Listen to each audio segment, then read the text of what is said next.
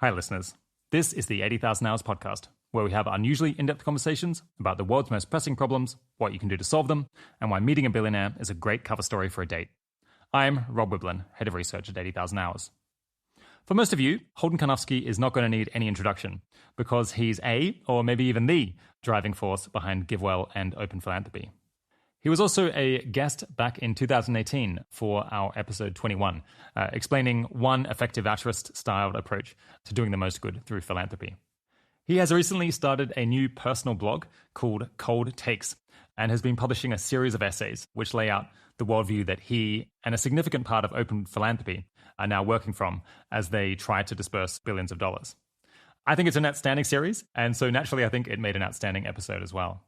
I'm particularly passionate about this topic, in part because I found it quite frustrating to repeatedly hear that for people who want to do a lot of good, long-termism or the things that long-termists are actually doing are weird or in some way violate common sense. It seems to me like a lot of people kind of repeat that without having properly thought it through or even necessarily believing it. But to me, when you zoom out and look carefully at the broad situation that humanity is actually in, then the topics and projects that long-termists tend to be excited about make a lot more sense, both common and otherwise, than the alternative philosophies of doing good that I often hear proposed. I don't really feel like I'm on the back foot defending this work, because the prima facie common sense case for long-termism, in my view, is as strong as what anyone else has. I don't think that's Holden's view, but I hope if you listen to this episode or read through his articles, you'll understand where I'm coming from when I say all of that. One quick announcement is that we're currently hiring a new head of marketing to help more people who would be interested in this show or 80,000 Hours online articles or one-on-one advising to find out that all of those things actually exist. If you'd like more people to think about improving the world using the kind of mentality that we demonstrate on the show, I might want to work at 80,000 Hours, then click through the link to the job ad on the blog post associated with this episode. Finally, in the interest of full disclosure, Open Philanthropy is one of 80,000 Hours' biggest funders. We're releasing this episode in 2 parts, so without further ado, here's the first half of my conversation with Holden Karnofsky. Today, I'm speaking with Holden Karnofsky. In 2007, Holden co-founded the charity evaluator GiveWell, and then in 2014, co-founded the foundation Open Philanthropy, where he now leads Open Philanthropy's long-termist grantmaking. Open Phil, as it's often called, works to find the highest impact grant opportunities and has so far recommended over $1 billion in grants. He also recently started a blog called Cold Takes, where he hopes to share his personal ideas about futurism, quantitative macrohistory, and applied epistemology, among many other topics. Thanks for returning to the podcast, Holden. Yeah, it's great to be back. I hope we're going to get to talk about your views on career choice and your take on how this century might be particularly exceptional. But first, what are a couple of important updates from Open Philanthropy over the last year or two? Yeah, well, I'll give you a big one, which is that very recently we announced that Alexander Berger was promoted to co-CEO. And so Open Philanthropy is now kind of a two-headed organization. And the reason we did that is because there's been this growing distinction. It's been growing in importance at Open Philanthropy between two kind of frameworks for the question of how do I do the most good possible with the money. And, that's generally the mission of Open Phil, is to take all the money that our donors are working with and, spend it in a way that's going to do as much good as possible, whatever that means. And it kind of ends up meaning slightly different things. We've written about this before in the context of things like worldview investigation and dividing causes into categories, but it just increasingly feels like there's two big ways of thinking about how to do good in the world. And one of them is something that I think you've talked about a lot on your podcast, which is this idea of long-termism. And so you say, we want to help kind of the most persons possible, and there's an overwhelmingly large number of persons in the future. And so whatever we can do that can make the whole future go better, that is the best way to do the most good possible. And so what you end up doing is, you're kind of measuring every grant and everything you're doing, not in terms of some kind of measure like, how many years of healthy life did we add for someone? You're just measuring it kind of in terms of the expected goodness of the whole future, or, generally more proximately, like the probability that humanity gets through some difficult period of, a big risk and gets a good outcome from some sort of, big technological transition. And so it's this kind of, I think it's Nick Bostrom maybe who called it like to maximize the probability of things going okay. And that just, that tends to be the metric you're using. And that one, it's kind of a well-defined idea.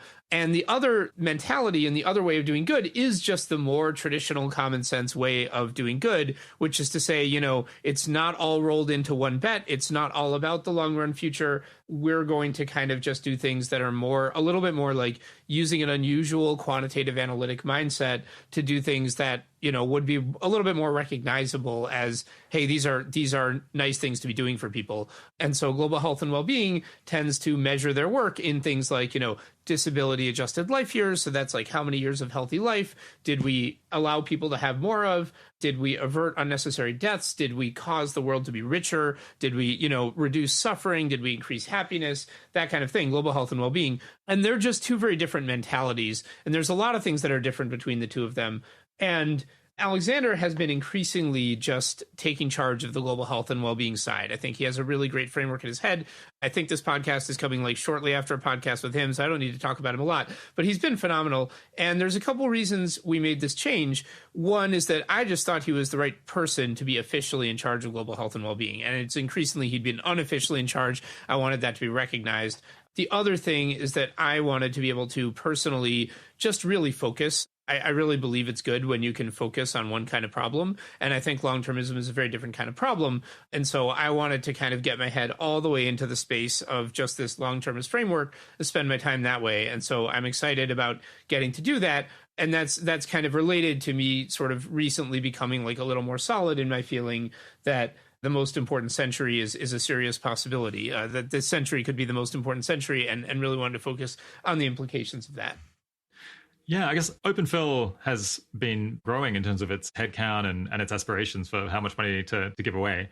I suppose, had it just become kind of unmanageable in your head to like keep track of, this AI stuff, all of the long-termist work, as well as the animal things? I imagine a bunch of it was getting neglected, perhaps.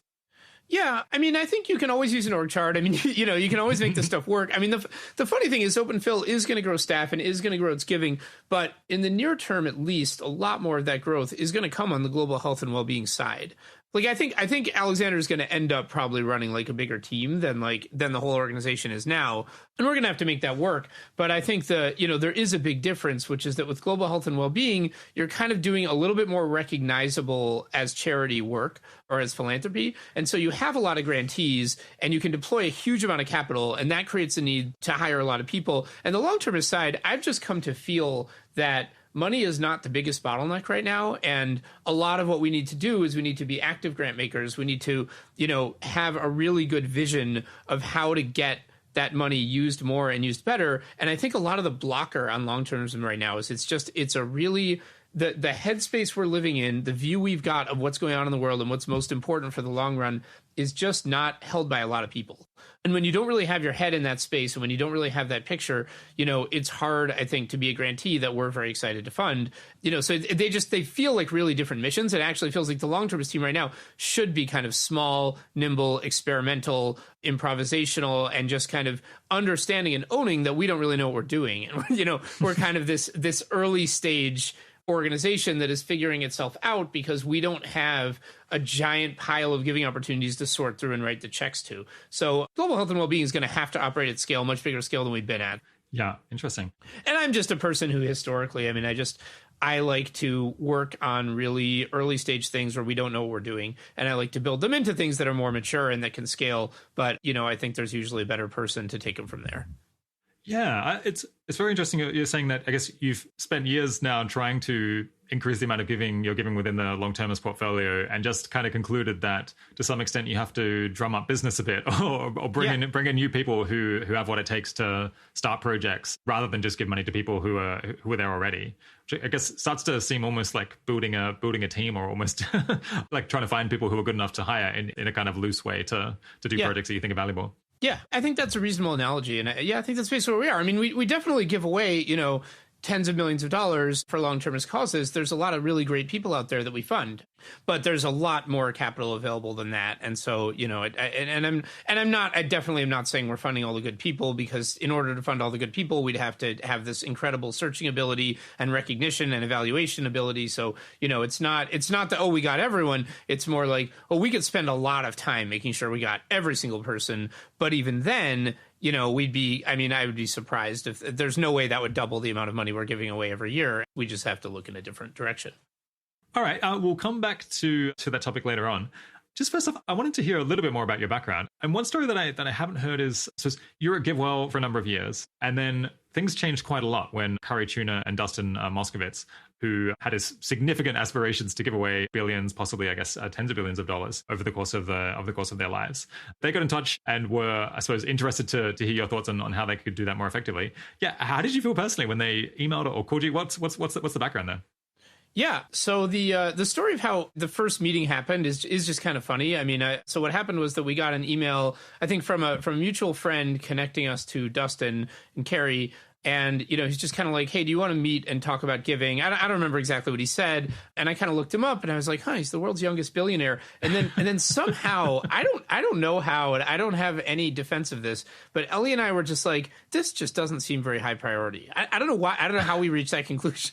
I'm trying to think through the logic in my head. I think it was something like, a lot on that week. Yeah, I don't know what was going on. And we were just like, we should definitely take this meeting. Next time someone's in California, we should definitely take this meeting. But it's like, this isn't the kind of thing we would rush for, because it just I don't know, we had some vision of what kind of person would be interested in GiveWell, and we didn't think it would be them, or would be really good match with what we were doing. I don't know.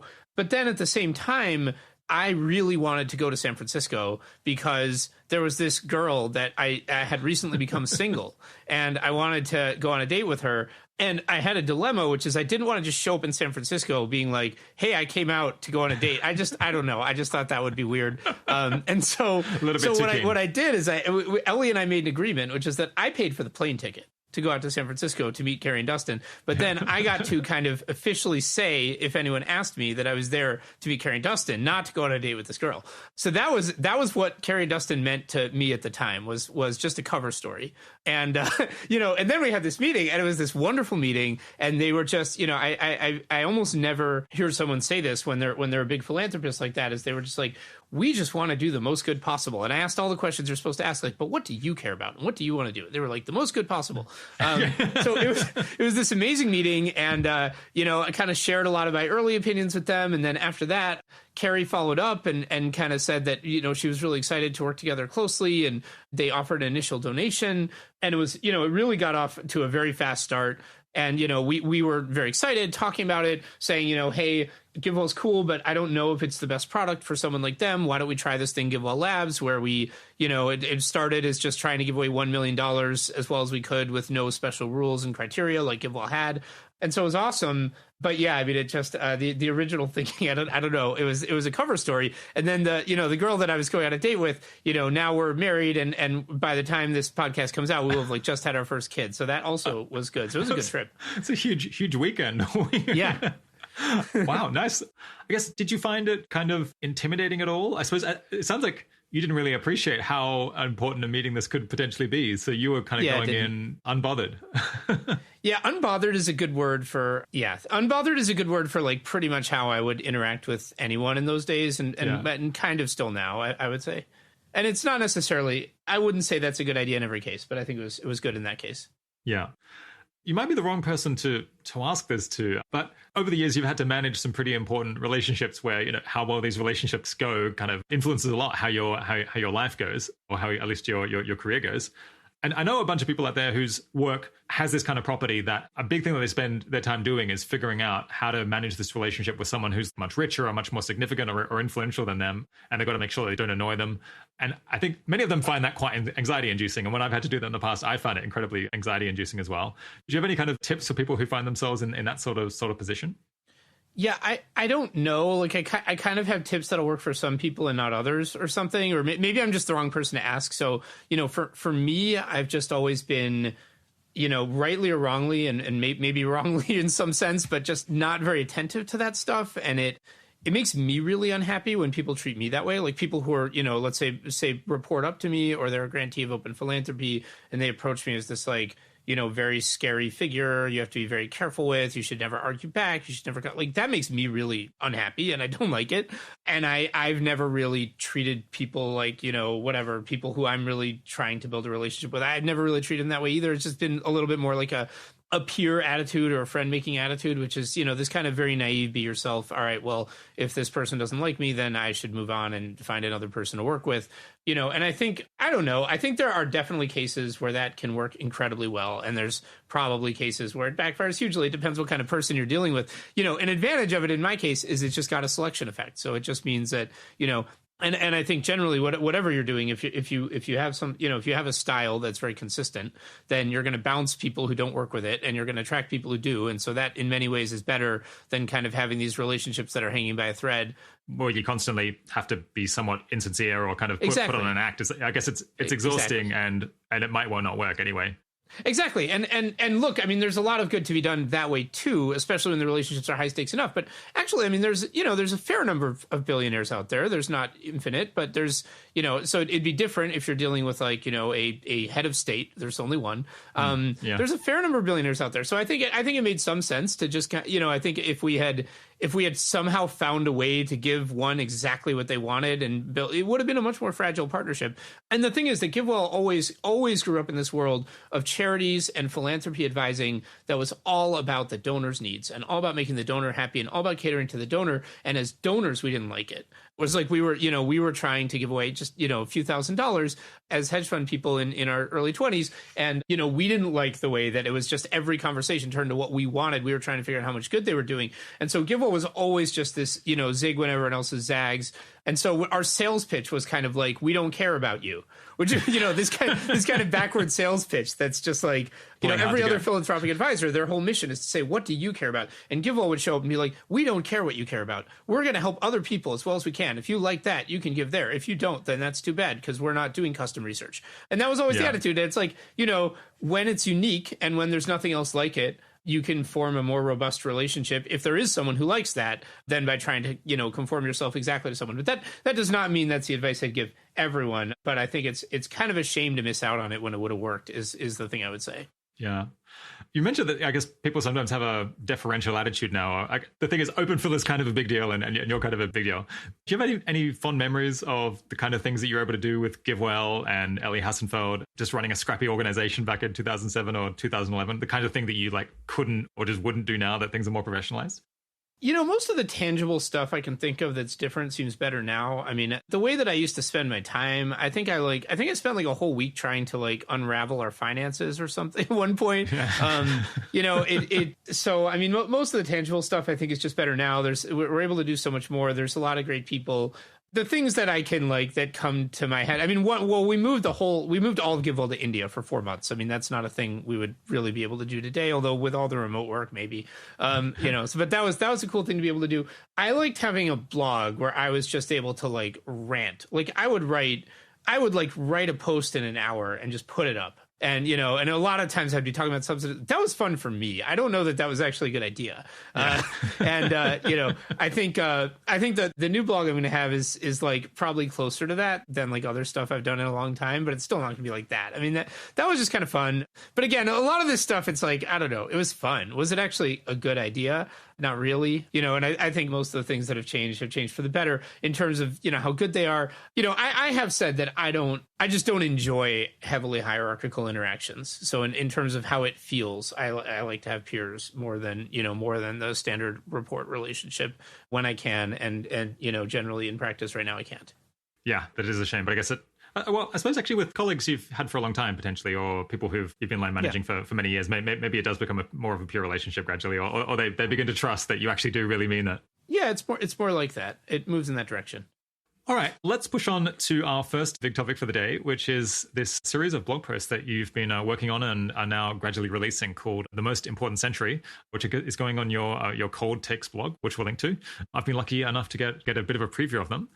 It explains why you think the world could change really dramatically in the next 100 years in a way that would make it likely one of the most important times in the entire history of the accessible universe. And I guess I hadn't quite connected that it sounds like one motivation for writing this is that you think in order to find more good grant making opportunities in long-termism, you need more people who kind of share your worldview, and you realize you haven't actually explained your worldview in public for a very long time. So now you're getting it down. Yeah, are there any other motivations for working on this series? I mean, I'm not going to say it's the most strategic thing in the world. I did an awful lot of it on personal time. Like a lot of it was just this feeling of like, gosh, we're making really big decisions based on this kind of strong belief that there's this very important thing that very few people are paying attention to. And if I try to explain it to someone, I can't point them to anywhere where it's been like kind of clearly written down in one place. And that's just like that is just kind of driving me crazy. So I think that's like some of the motivation was just this, this unstrategic, like, gosh, like that's a weird situation. We should do something about that.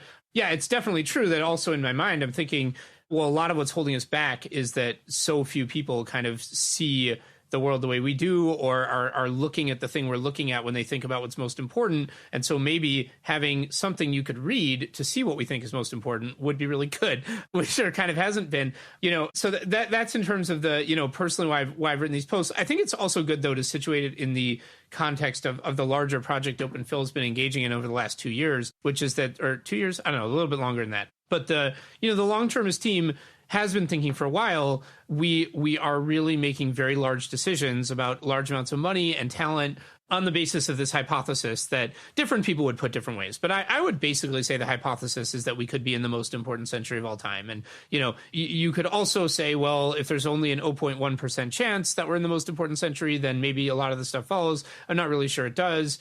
But I certainly, I think a lot of how we think about it is just like, no, there's a really good chance this is the most important century, or at least like is very high up there on the list of important centuries, because we could be looking at the development of some kind of technology, notably AI, that then causes a massive explosion in economic growth and scientific advancement and ends in the kind of civilization that's able to achieve a very high level of like stability and expansion across the galaxy. And so then you've got, this enormous future civilization that's much bigger than ours that, if and when that AI is developed that speeds things up, that's going to be the crucial time for like what kind of civilization that is and what values it has and who's in charge of, different parts of it. So that's a premise that we believe on the long-termist team is really, really kind of likely enough that it's driving a lot of our decisions. And it felt very unhealthy to be making that kind of bet without, basically like all of the reasoning for what we think was based on this kind of informal reasoning, informal conversations, whiteboardy stuff, Google Docs floating around. And it wasn't really rigorous, and it wasn't really in a form that a skeptic could look at and criticize. And so we started this project called Worldview Investigations, where we were just trying to take the most important aspects of this thing that we believed and write them up, even in a very technical kind of long form, but just so anything so we could get a skeptic's eyes on them and have the skeptic engage with them reasonably. Because, it just wasn't working to say, to like go to a random person, say what we believe and try and work it out in conversation. There's just like too much there. It was too hard to advance the hypothesis in the first place. And it was an enormous amount of work. And the Worldview Investigations team produced these technical reports that I think are phenomenal. And we've put them, they're in public now. So there's a report by Joe Carlsmith that is kind of like, what is the amount of computation that you would need to kind of match what the human brain does? What's a good guess at that? Because that's an important part of the picture of like, when would you expect to start getting in the ballpark of being able to build AI that's able to massively speed up scientific and technological advancement? And then Ajay Kotra, who you've talked to, wrote this report on biological anchors. So that's like trying to estimate when we would get a very advanced AI that could speed up scientific and technological advancement, when we would get that based on these kind of analogies to human and animal brains. And then Tom Davidson wrote a couple of reports. One of them was like, what should we think about the possibility that that kind of thing could create explosive economic growth? Another is like, what should we believe about the timelines for super advanced AI without knowing much? Like, what should we believe just based on like how much effort has been put in and how much effort will be put in the future? David Rudman wrote a really cool report called Modeling the Human Trajectory that is also about explosive economic growth, but asked this question, hey, if you just take all of human economic history and just draw the line on a chart and try to project it out in a smart way, where does it go? And his answer was like, well, it goes to infinity this century, So really cool reports. I would recommend that anyone who wants to read something really fascinating, I would recommend that they read them, but a lot of them are pretty dense, pretty technical, and it's hard for a interested layperson to kind of understand them. It's also hard for someone to put all the pieces together because I talked about a bunch of reports on different topics. It's not immediately obvious how they all fit together. So that's where it was just trying to drive me crazy, that I was like, the picture is crystallizing in my head. I can point to all these reports, but there's nowhere that's just like, all right, here it all is, here's the argument. And so that's what the most important century series is. Nice. How is the general story that you're laying out in this series different from stories that people might have heard before, in books like Superintelligence or other predictions about how the future might go? Yeah, sure. So, there's definitely points of commonality. I think like a huge amount of my series is so a book like Superintelligence, it's kind of about what could happen eventually. And I think the treatment of when it could happen and whether it could be soon is shorter. And so it's like we could build an AI that is misaligned. And if we do, we have a huge problem for humanity. And so a lot of my series is just arguing like this is the century to expect it, or at least like the chances are quite high. And a ton of it is about trying to lower the burden of proof, address all the feeling that it would be too crazy for it to happen soon, and then just do a lot of detailed analysis that a lot of it is from, Open Philanthropy technical reports about just like how do you actually estimate when that's happening. And I think there are some quick arguments given in other sources, but I think it is more focused on that. And then I think in terms of the, the overall vibe, I think in addition to the kind of, sort of urgency of like, well, this is now and this is a special time, I think there's an additional thing, which is that a lot of other sources, and I think a lot of other EA arguments, are very focused on the question, do we go extinct or not? And, certainly extinction or rather existential risk, but, and certainly that would be very bad. But I think when you just consider like this could be the most important century, this is when we could determine the shape of a future stable galaxy spanning civilization. That does raise a lot of other questions too. It does. And it starts making you think, gosh, we're going to build something. Or we could build something this century. And this is our chance to shape what it is, not just to determine like if it's okay or not. And so, I think that is an area where I think we could use more thought. We could use more discussion of, if we're going to build a big world sooner than we think, what kind of world do we want that to be, and how can we get that to happen? So those are some differences. But the biggest thing is really laying out a case and being very argumentative and very looking at all angles of like the when. Yeah. So one of the first points that you make is that people often respond to the claim that this is the most important century and that lots of things can be transformed by thinking this is kind of a wild claim. Can't I just believe, and shouldn't I believe something that's not wild, something that's more sensible and not weird? But you think that kind of no matter how you slice it, we almost necessarily find ourselves at a weird time in history. Why is that? Yeah. So first, I just want to acknowledge that that's exactly where I've been coming from for years. Is just I would meet people and they would say, well, Holden, why are you doing all this stuff that kind of like helps make low income people's lives better? Because what you should really be doing is working on the AI alignment problem. And because we could all go extinct if we have the wrong AI. And if we have the right AI, we could get this like wonderful, civilization that stretches across the galaxy.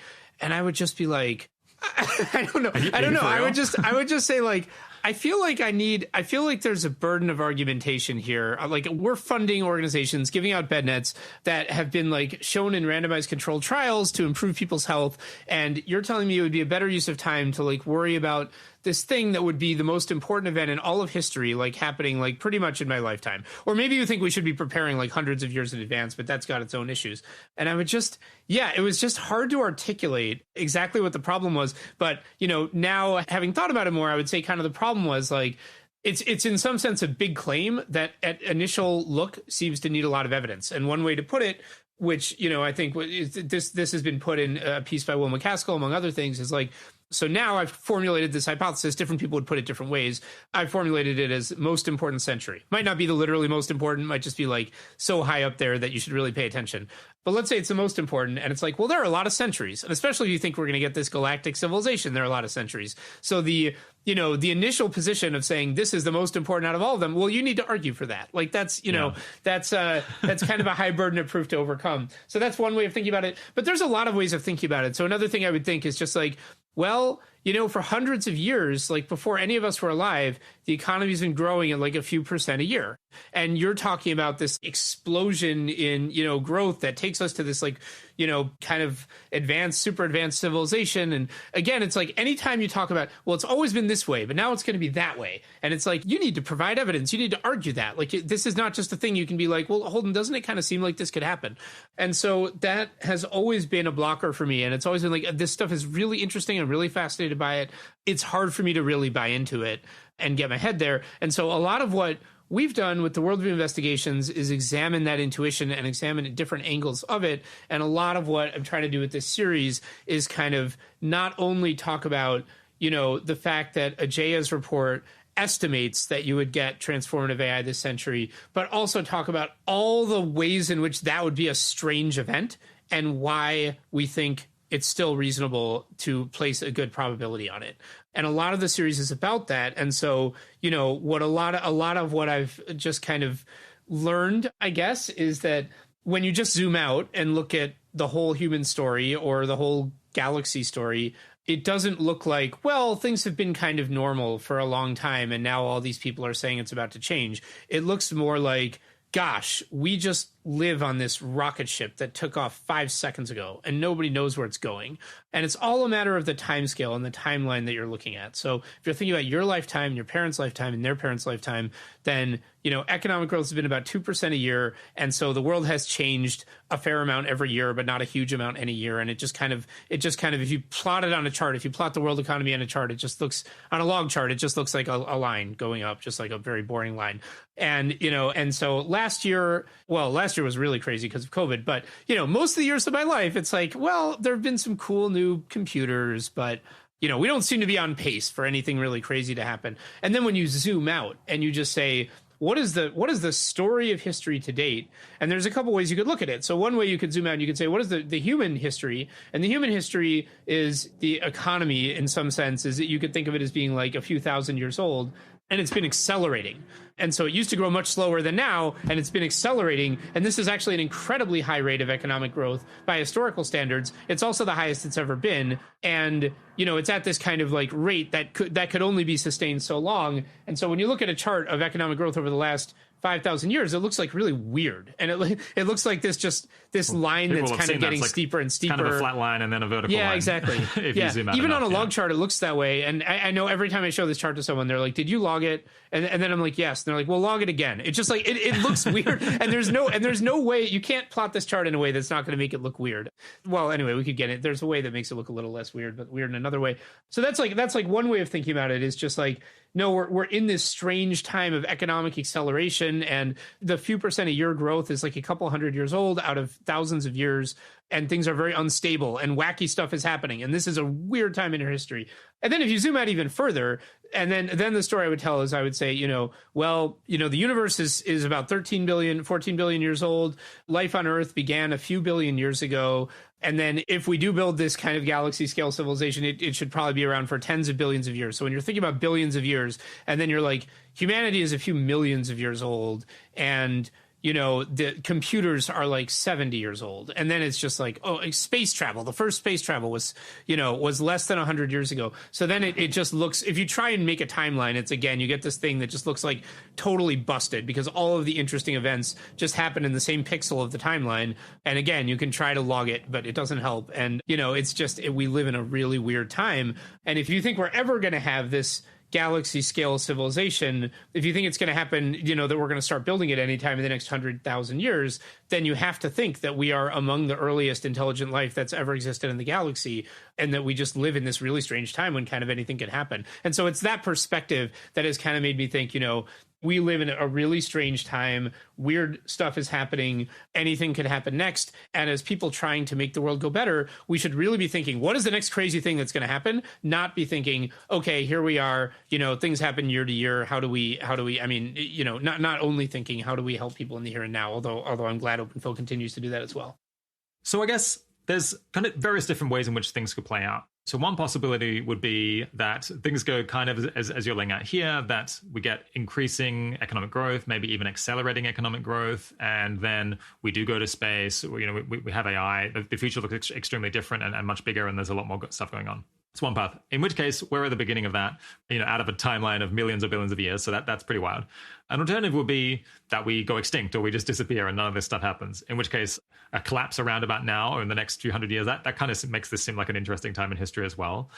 Maybe the most boring seeming one would be, well, what if economic growth kind of continues, but at an ever slower rate? And so the world changes a bit, but it's still pretty identifiable in 100 or 500 years' time, which I think is kind of the view that people by default have, which is like the future will be like now, but a bit richer, or, they'll have like more interesting phones. Why is that still wild? Yeah, sure. I mean, so it's like, how long is that supposed to go on? I mean, how long would you say that happens? So like there's different possibilities. So one thing that I say in the series in one of the posts is that, the current rate of economic growth, it's like almost impossible to imagine that it could last more than another like 8,200 years or something, which sounds like a lot. But, human civilization has been around for thousands of years only. And again, we're talking about these billions of years timescales. So, so it's like, so what is the idea? So is the idea that we're going to stay at the current level of growth, then we're going to stop, or we're going to like gradually slow down? But at some point we have to hit like zero growth. Like one way of putting it is like, if we're slowing down now and we're never going to speed up again, then we live at the tail end of the fastest economic growth that will ever be, that we will ever see in millions of years of human existence to date, and maybe billions of years of human existence going forward. There were a couple hundred years, a few percent a year economic growth. That was the craziest time of all time, and that's the time we live in. Yeah, so that's pretty interesting. If for some reason, we're at the point where just like things stagnate for like reasons that we can't really anticipate right now. I guess another argument is just, well, even if we continue growing slowly, even if these changes take a long time, in the broader scope of history, this like is still the wildest millennium, even if it's not the wildest century. Yeah, and that's assuming that, I mean, so if you believe that we're eventually going to kind of build this technologically mature civilization, so the vision here, the idea is that, and this is something that does require a bit of explanation and defending, which I do talk about in the series, but the idea is that we could eventually have a civilization that spans the galaxy and that kind of is very long lasting and is kind of digital in nature. So, the way we live our lives today could be kind of simulated or put into digital form. That's something that needs explanation and defense. But, if you believe it's possible eventually that we'll have this kind of like robust digital civilization that's able to exist in a stable form across the galaxy, if you believe that'll happen eventually, and if eventually means like in 10,000 years or in 100,000 years, then if you make a timeline of the galaxy, it still looks like we're in the most important pixel, or at least in the pixel where that all happened, in the pixel where we went from this tiny civilization on this one planet, on this one star, to this, to a civilization that was capable of kind of going across the whole galaxy. And then it's like, well, do you think that's actually possible? And well, we could talk about that. I mean, but one thing is that we are kind of, for the first time in history, as far as we know, we are actually starting to do space travel now. And so that's kind of the initial pump there. Yeah, so not only are we beginning to do space travel, like clearly making significant advances in AI, even if we're quite a long way away, but we're talking about and like speculating about all of these ways in which the future could be radically different. So at least we'll be among the era that kind of first anticipated all of these dramatic changes, even if it takes 1,000 years for us to get there. Yeah, exactly. And, and then another thing that can happen is it could turn out that it's actually just impossible and we'll literally never get there. And I'm making this stuff up about a galactic civilization. And in that case, we just stay on Earth forever. But I basically think there's two wild things about that. One is, again, it was like there was this period of scientific and technological advancement and economic growth. And it was like, maybe it was a few thousand years long, but it was really, really quite a tiny slice of our history. And we're living in it. And two is, I just think it's like, I don't know. I think it's like to just rule out that we would ever have that galaxy scale civilization, to me feels a little weird. In some sense, it's like, by galactic timeline standards, it's like a few seconds ago we built the first computers and the first spaceships, and you're saying no, but we'll never build a civilization that could span the galaxy. And I'm just like, I don't know, how would you get there? It just doesn't. That to me is kind of a weird view in its own way. It starts to feel like a very strong claim, or a very specific claim that would require a deep understanding. Yeah, exactly. Yeah, one thing we slightly skipped over is, just briefly, how long can present growth rates continue without us having to imagine the laws of physics being totally upended? Yeah, I mean, this is total, like, back of the envelope math, but I estimated that 8,200 years at the current level of economic growth would be way, way plenty. It would be like you would at that point you would need to be supporting multiple economies the size of the world economy for every atom in the galaxy.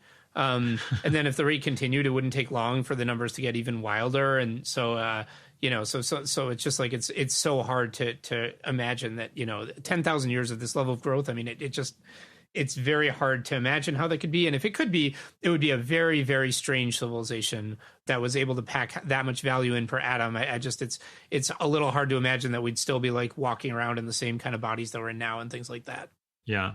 And that's a bit unintuitive, but I guess that's just the magic of exponential growth, where you keep adding. Yeah. Well, I guess what were we assuming, like 3, 4, 5%? I think I was assuming like 2%. I think 2%, I have a tendency in these posts to just like make a bunch of assumptions that are just kind of ridiculous, that are ridiculous against the direction I'm arguing, and then kind of say, well, it's still pretty crazy, even if you make these very ridiculous assumptions. So I think like when I talked about how long it would take to spread across the galaxy, it's like I literally took like a spaceship today and just took its speed, and I was like, well, if we move at that speed, how long will it take? That's a silly way to. We're going to go faster than that, obviously, if we ever go across the galaxy. But it's like still, even then, it only takes 1.5 billion years to reach the outer reaches of the galaxy, and that's just a really tiny amount of time. If you think that we're going to be able to last for amounts of time that make sense in galactic context. Yeah, it's a nice example of exponentials being kind of unintuitive to humans, that the idea that humanity could continue economic growth, at least in terms of the value that's produced, by 2% a year for 10,000 years doesn't sound particularly strange, especially if like we're already saying, well, we're going to spread to the entire galaxy. But it turns out, no, you just can't, because that would require just, an Earth-sized economy for every single atom. It's weird. And this is a good time. I mean, so I picked up that argument from an Overcoming Bias blog post, and this is a good time to just emphasize really hard that this is a series where I'm pulling together a lot of ideas that are out there in a lot of different places. A lot of them are from the technical reports of the Worldview Investigations team. A lot of them have been floating around in the EA community forever. So I don't want anyone to interpret this as like, Holden's theory that he came up with. I'm trying to pull together stuff that people have been talking about for a long time, put it where people can read it. Yeah. So you mentioned earlier that initially you were not so keen on this worldview. What's been the timeline of which you've kind of shifted your mind on this to the point where it's like most of your work on a day-to-day basis is to some extent guided by the possibility of this previously quite outlandish sounding expectation? Yeah. It's true. I've been kind of known in the community as a skeptic of a lot of this long-termist stuff for, that I was for a long time. I think it's kind of important not to overstate that too much. I mean, I was a skeptic in the sense that I was like running an organization, trying to help people give away their money as well as possible. And I was like, okay, we've got a methodology, we've got a project, we're working on it. No, we're not pivoting the whole thing to analyze AI. I don't even know how I would do that. So I think it's important not to overstate. It's like, okay, if I had been a guy who just like went to parties and talked about what seemed cool to me, I probably would have said this seems really cool, and I care about it, and maybe I would have personally donated. I don't know. But, that's different. I mean, I was not ready to make big professional decisions around this stuff. And that is definitely true. But I went to the Singularity Summit like a year after GiveWell started. I was interested in it. It was an interesting hypothesis, and I wanted to learn more about it. And I always wanted to learn more. But sure, yeah, I started from a place of like, this is very interesting. But before making really high stakes decisions around it, I need more. I need to understand it better. And I don't buy it right now. And so in terms of the trajectory of that a little bit, a lot of stuff has changed. Maybe I'll just start with the timeline. I think when we started GiveWell in 2007, very shortly after that, I started meeting all the people who are like the very fastest to notice GiveWell and say, this is cool. So really quickly met people who are into this stuff. And so I was, thinking about this stuff like, I don't know, a month after I left my job to start GiveWell or something like that. And that was 2007. And then, we started Open Philanthropy under the name GiveWell Labs in I think it was late 2012. And I think it was in probably 2000, gosh, I'm not even totally sure I'm getting this right. I think probably 2015 or 2016 that we started saying, hey, we want to spend money on this stuff. We think this stuff is really serious. And then it's been, probably the last year that we've moved toward, and I want to spend all my professional time in it. I want to focus on it. This is where I want to put the energy that I've got. Okay, so that's the timeline. What do you think are kind of the key driving factors that caused you to have a significant change in opinion? Yeah, it was a lot of different stuff. I think, one that I've written about is kind of, assuming for a long time, like, hey, it's these kind of this particular set of people that, is talking about this stuff, but it's like the people you would expect to be the experts is not talking about it, and kind of getting to better understand what was going on there, and kind of feel that the experts weren't talking about it because they hadn't thought about it, not because they had thought about it and they had some detailed thing. But more, this is going to be a whole post in the series, but just, I think that someone who studies AI is not studying when super advanced AI is coming. They're studying AI, what it does today, what it can do. That's certainly relevant, but it's not the same thing as, forecasting. It's kind of similarly if you're working on energy technology to reduce carbon emissions, you're not necessarily who want to ask about exactly, what do you think of the IPCC projection of climate change and blah, blah, blah. Obviously, there is no IPCC in this case, but the point is they're different expertises. And so that was a big factor, was kind of learning that. That was a hard thing to learn, because it was like, originally I would just talk to my friends who were like smart technical people, and they would kind of have the same naive objections I had, and that I hadn't heard good responses to, in my opinion. But it was like, I wanted to just see, like, all right, what do the experts actually have here? So that was a big factor. Other factors, I think I've mentioned the thing about just, coming to believe that we're in a wild time and really struggling with the burden of proof argument, which is something that I really focus on a lot. Another really big factor for me was a kind of shift in the nature of the argument. So I think traditionally there's a very similar argument to what I've been making that motivates a lot of effective altruists, but it is different in an important way. And the argument goes, it's much more of a philosophy argument, much less of an empirical argument. The argument goes, the best thing we could do is reduce the risk of an existential catastrophe, or the best thing we could do is increase the probability that humanity builds like a really nice civilization that spans the galaxy. And then now let's look for something that could affect that. And the thing that could is AI.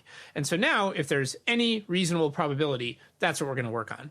And that's an argument where a lot of the work is getting done by this kind of philosophical point about valuing, having this astronomical valuation on future generations, because you're not making an argument that it's going to happen or that it could happen with reasonable probability. You're just saying, well, if it did, and then of course you can get to there. You can say, you're not starting there. You're starting the argument with like, looking for something else, rather than saying, it seems like if we look out into the world that this thing could plausibly happen quite soon, just on its own face. Yeah. Exactly. You're not starting there. And then you're also kind of not ending there either. It's kind of like, so then it's like the way the argument goes is like someone says to me, well, this would be a really big deal. And I go, okay, it would be. So what is that going to happen? And they'd be like, well, I don't know. Like, it seems like it could be happening. Like, and it just, I don't think that's a terrible argument. I really don't. But it does feel less compelling to me than going kind of the other direction and saying, let's not worry about exactly how big a deal this would be. Let's not worry about if causing the whole future to go well is like 100 times or 1,000 times or a cajillion times as good as like saving as many lives as are alive today. Let's not worry about that. Let's just like sit here and contemplate that we could be in the most important century of all time and say, shouldn't we focus on that? Like, shouldn't you have a starting point of saying, shouldn't we focus on that? And it's kind of, I've had internal discussions at Open Philanthropy about why we work on what we work on. And I call them kind of the track 1 and track 2 arguments. And track 1 is like the empirical, like, this is a huge event that is coming, and I don't know exactly how to value it. But even if you value it at like pretty conservatively, even if you just say like, I don't know, preventing an existential catastrophe from AI is 100 times as good as saving all the lives of people on Earth today, then it looks like something we should work on. And then the other direction is saying, no, this is just so astronomically consequential that even a very tiny probability makes it something we should work on. And they're different arguments, but I've never been a person who's incredibly comfortable making a big contrarian bet that is based on that kind of reasoning, the kind of philosophical, this is how much value there is. And I do feel way more conviction and way more buy-in from just saying, I don't know if I've got the values right. I don't know if I've got the population ethics right, but there is something really, really, really big that could be happening. And we have to zoom out, look at our place in history, see how weird it is, ask what's going to be coming next. That's the most responsible thing for us to do as people trying to help the world. And then we can run the numbers and make sure it pencils, but that's a better starting point for me. And then, sorry, one more on this point. I also finally want to acknowledge there is just like structural and incentive and personal stuff going into this too. So like there was a point in time when I was trying to, help create an organization that could tell individual donors who didn't know anything where to give. And, it was going to be much more helpful to have something really evidence-backed, explainable, transparent, legible. And that was GiveWell. And that was our mission. That's what I was focused on. And there came a later date when I, had a lot more like freedom to engage in wild arguments and do really risky stuff. And that was more my professional duty. So just like a lot of this affects like how much time I put into it and what I'm thinking of as my job and what I want to focus on. And I think that's also an underrated thing in these kind of debates is like, it really does matter. Like, what is your position in life and what does it make sense for you to be contemplating and doing? And that has changed for me. And I want to acknowledge that's been a part of this. Makes sense. Let's talk about some of the specific technologies that you bring up in this series as things that might be feasible and might be more feasible than people appreciate, and also might have more significant and revolutionary social consequences that people already understand. One that you raise is the idea that we might be able to create an artificial intelligence system that is specialized at generating scientific and technological progress. Yeah, you refer to that targeted AI somewhat amusingly as PASTA, which stands for Process for Automating Scientific and Technological Advancement. What exactly do you imagine this PASTA being able to do? Yeah, the basic idea is that if you could imagine sort of like an automated digital scientist, like someone who, or engineer or entrepreneur, someone who can do all the things a person does to advance science and technology. And then you imagine that kind of digital person could be copied, and could kind of just work in this sort of digital sped up advanced form. If you just imagine that, then you can fairly easily get to a conclusion that you would see a massive, crazy explosion in the rate of scientific and technological advancement. And that, at that point, it's like you might start thinking something like anything that is scientifically and technologically possible, we will get fairly soon. And a lot of my argument is like, it's not too hard to imagine that really, really wild stuff could happen in the next 100,000 years. Stuff about, building stable digital-based civilizations that go across the galaxy. Not too hard to imagine that. The interesting thing is that if we get the right sort of meta technology or the right automated process, then 100,000 years, as you intuitively think of it, could become 10 years. Yeah. I suppose many people might have the reaction that, they understand that machine learning systems can learn to play chess because it's a very legible kind of game where you can see the result, you can see the outcome. They understand why it can learn to play potentially computer games or even this kind of game that GPT-3 plays of guessing what the next word should be. Yeah. But isn't scientific and technological advancement too complicated? How would you even tell whether you're succeeding or what the different moves in the game are? Do you have anything to say on whether this is more feasible than people understand? Sure. I mean, I would think of it as a difference in degree rather than kind is how I kind of think about it. I mean, so fundamentally, as far as we can tell, it sure looks like this is happening is there's the way that science and technological advancement happen right now is that there are these people with brains, and the brains are they're pretty small. There's a lot of them. They're built out of not very expensive materials in some sort of sense. In the sense, you could think of a brain as kind of being made out of food or something, And so it's not. There's no incredibly expensive process that needs to be done to create a brain. And it's these brains are doing the work. They're doing it. And so it's why can't we build something, could be anything, but I would guess a computer, that could, whatever it is our brain is doing, why couldn't we build something that did that? And of course, that's a lot harder than building something that plays chess. It raises new challenges with how do you train that thing? How do you define success? And probably it has to be a lot more powerful than these computers that play chess, because something that some people don't know is that actually today's most powerful computers, as based on estimates such as the one that Jill Carlsmith did for Open Philanthropy, it's very rare to see a computer that's even within range of having the computational power of a human brain right now. And so it's sure, to do these hard things that humans do, we're going to need something that's a lot more powerful than what we have now, does more computations probably. And we're going to need, creativity and ingenuity and figure out how to train it and, blah, blah, blah. But fundamentally, it's we have an existence proof. We have these brains and there's a lot of them. And why can't we build something that fundamentally accomplishes the same thing they're accomplishing? I guess part of the idea is that humans, over the course of their development from being children, they learn these skills through experience. So can't we kind of reverse engineer the process by which humans, as they grow to learn how to do science and then put it into a different system? Yeah, exactly. And I don't know if it's specifically reverse engineering. A lot of what AI research looks like today is you just have trial and error. You just have these, you have these systems where if you can show them what success looks like, you don't really need to know anything else. You don't need to think about. It's you can build an AI that is world champion at a game that you barely understand yourself, that you barely understand the game. You just have it play the game, and you have a method for it knowing whether it's doing well or poorly, and it's able to figure that out. So I don't know if it's reverse engineering, but the point is there's a lot of different ways to build an AI. And the question is just, Yeah, humans somehow learn how to do science. It's not something that we've been doing for most of our history, but somehow we learn it in the space of a human lifetime, learn it pretty quickly. So if we could build something else that's able to learn how to do the same thing, whether it's in the same way or not, you could imagine building an AI that's able to like watch a training video and learn as much from it as a human does, as measured by its answers to some test. And that's kind of a measurable thing. So that's kind of an example of what I'm talking about. All right, let's set aside the feasibility for a minute and think about what kind of effects this would have on society if a pasta-like system actually came into being, and how long it might take to have those effects. Yeah, do you want to elaborate on that? Sure. So it's this basic idea that we're doing this thing today, which is that every year people have more ideas and they create more technologies and they scale up and they make cheaper the technologies we already have. And it's like, just imagine if you could automate that. That's the basic intuition. And, I explain it a bit more in the series, but that's a basic intuition is we're doing this thing. We're doing it manually in a sense. There's humans doing it, having ideas and making technologies cheaper and better. And if you could automate that, then you would just expect it to speed up an awful lot. And then the question becomes, where could science get in 100,000 years? Because maybe that's where it'll get in 10 years or 1 year or something like that. And so then where could science get? Yeah, go ahead. That vision kind of relies on the idea that once we've developed an appropriate system, once we've kind of trained it, that the amount of computational, ability, the number of processes required to run it isn't so great, such that you could run the equivalent of hundreds of thousands of actual human scientists on these systems. Do you think that is like very likely to be the case, or is that kind of a question mark?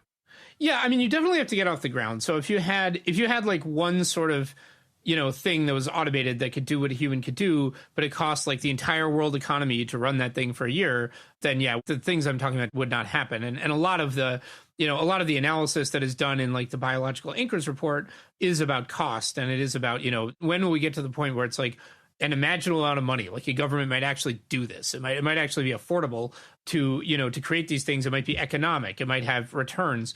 And the way I think you need to get off the ground. But one thing that I would say is that, when you're using these deep learning systems that learn by trial and error, it takes, like, in some sense, making the first one or training it costs an enormous amount of money and computation compared to like using it after you have it. So it's like, AlphaGo, which is the system that plays this board game Go, it played like an enormous, I don't know how many number, but an enormous number of Go games with itself to kind of get from being really terrible at Go to being really great at Go. And that took an enormous amount of money and computation compared to once it was done, you could make as many copies as you want. I mean, you could make a bunch of copies and they would all be able to play Go. And it's like for the amount of money and computation you spent just creating that first one and training it, you could then run a very large number of them. And so the basic idea is you look at this biological anchors report and you say, when will it be affordable in some sense? Like affordable might mean $100 billion. It might be something that, a government would kind of stretch to do. But, when it would be affordable in some sense to train a single kind of automated scientist, because that day that is done, it is now also affordable to run a large number of automated scientists. Now, how large a number? Well, I mean, at that point, I would think a large enough number that those automated scientists are going to be able to further bring the cost down. And that's where you get into this like feedback loop dynamic that is one of the focuses of the series and has also been discussed in the reports by Tom Davidson and David Rudman on economic growth and how it could become explosive. Yeah. So yeah, I slightly interrupted you on the social effects that this might have, but I suppose in broad strokes, you're compressing the discovery of lots of different kind of natural laws or technologies or engineering issues into a very fast time period, such that so us living our lives, we expect that year after year there's going to be some more interesting products available in the market. But even over the course of an entire human lifetime, things are still recognizable. But here, you would just have this like sudden flood of insights that would allow you to potentially do new things. And I guess maybe there'll be a bit of a delay to having them flow through to products or actually get applied in the world. But it would be like an extremely like bizarre and out of equilibrium situation. Yeah, that's how I feel. And then you start to ask, all right, so what technologies could we develop? And it's like, there's kind of two answers. One answer is like, oh my God, I have no idea. And like, wow, like maybe that's enough. Like maybe we should just say, if we could develop that kind of system this century, then we should think of this as the most important century or one of the most important centuries. We should just be freaking out about this possibility because like, I've lost the script.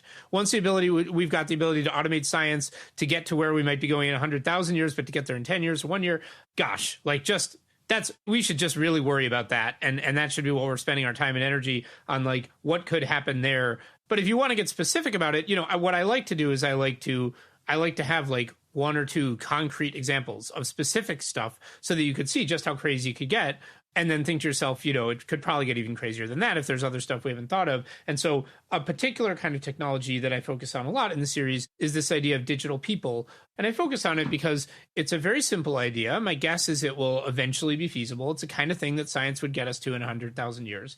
And it would be just so radical. It would just change everything about the world. And it would get us to the, probably, maybe get us to the kind of world that I've been talking about, this very stable digital galaxy scale civilization. Yeah. Let's talk about these digital people, which is this potentially next revolutionary follow-up option. Yeah, what do you mean by digital people?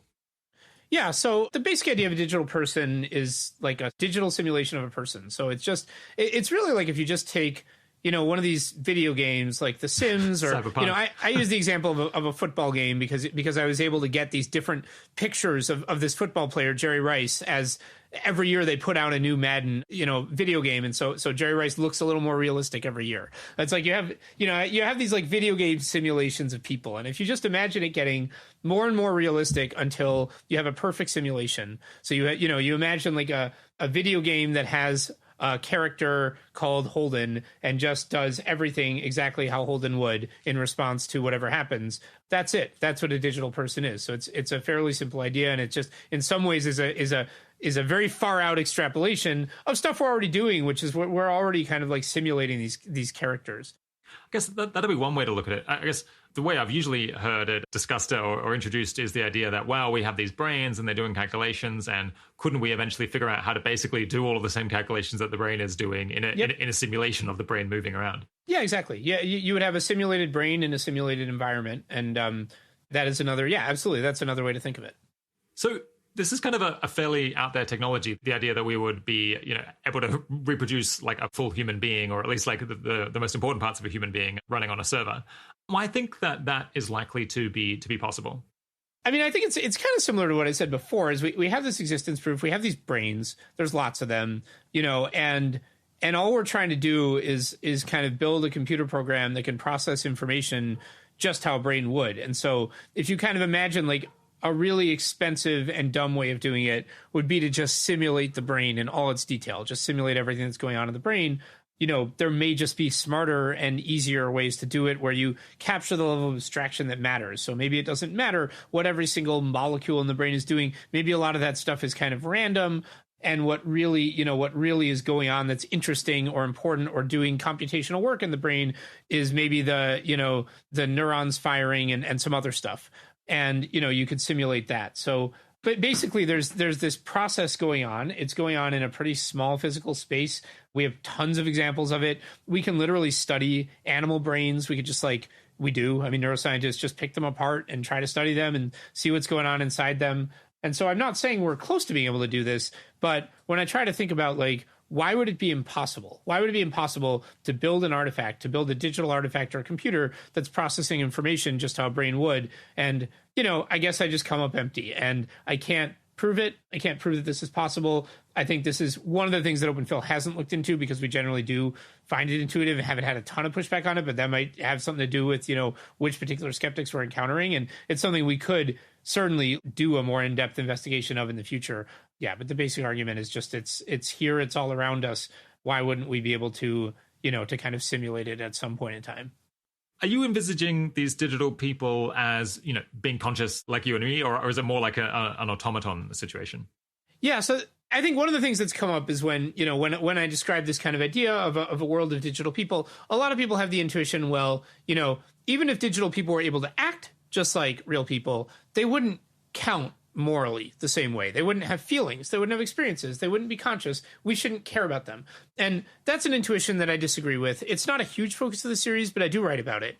And my understanding from, I think basically if you dig all the way into philosophy of mind and think about what consciousness is, this is something we're all very confused about. No one has the answer to that.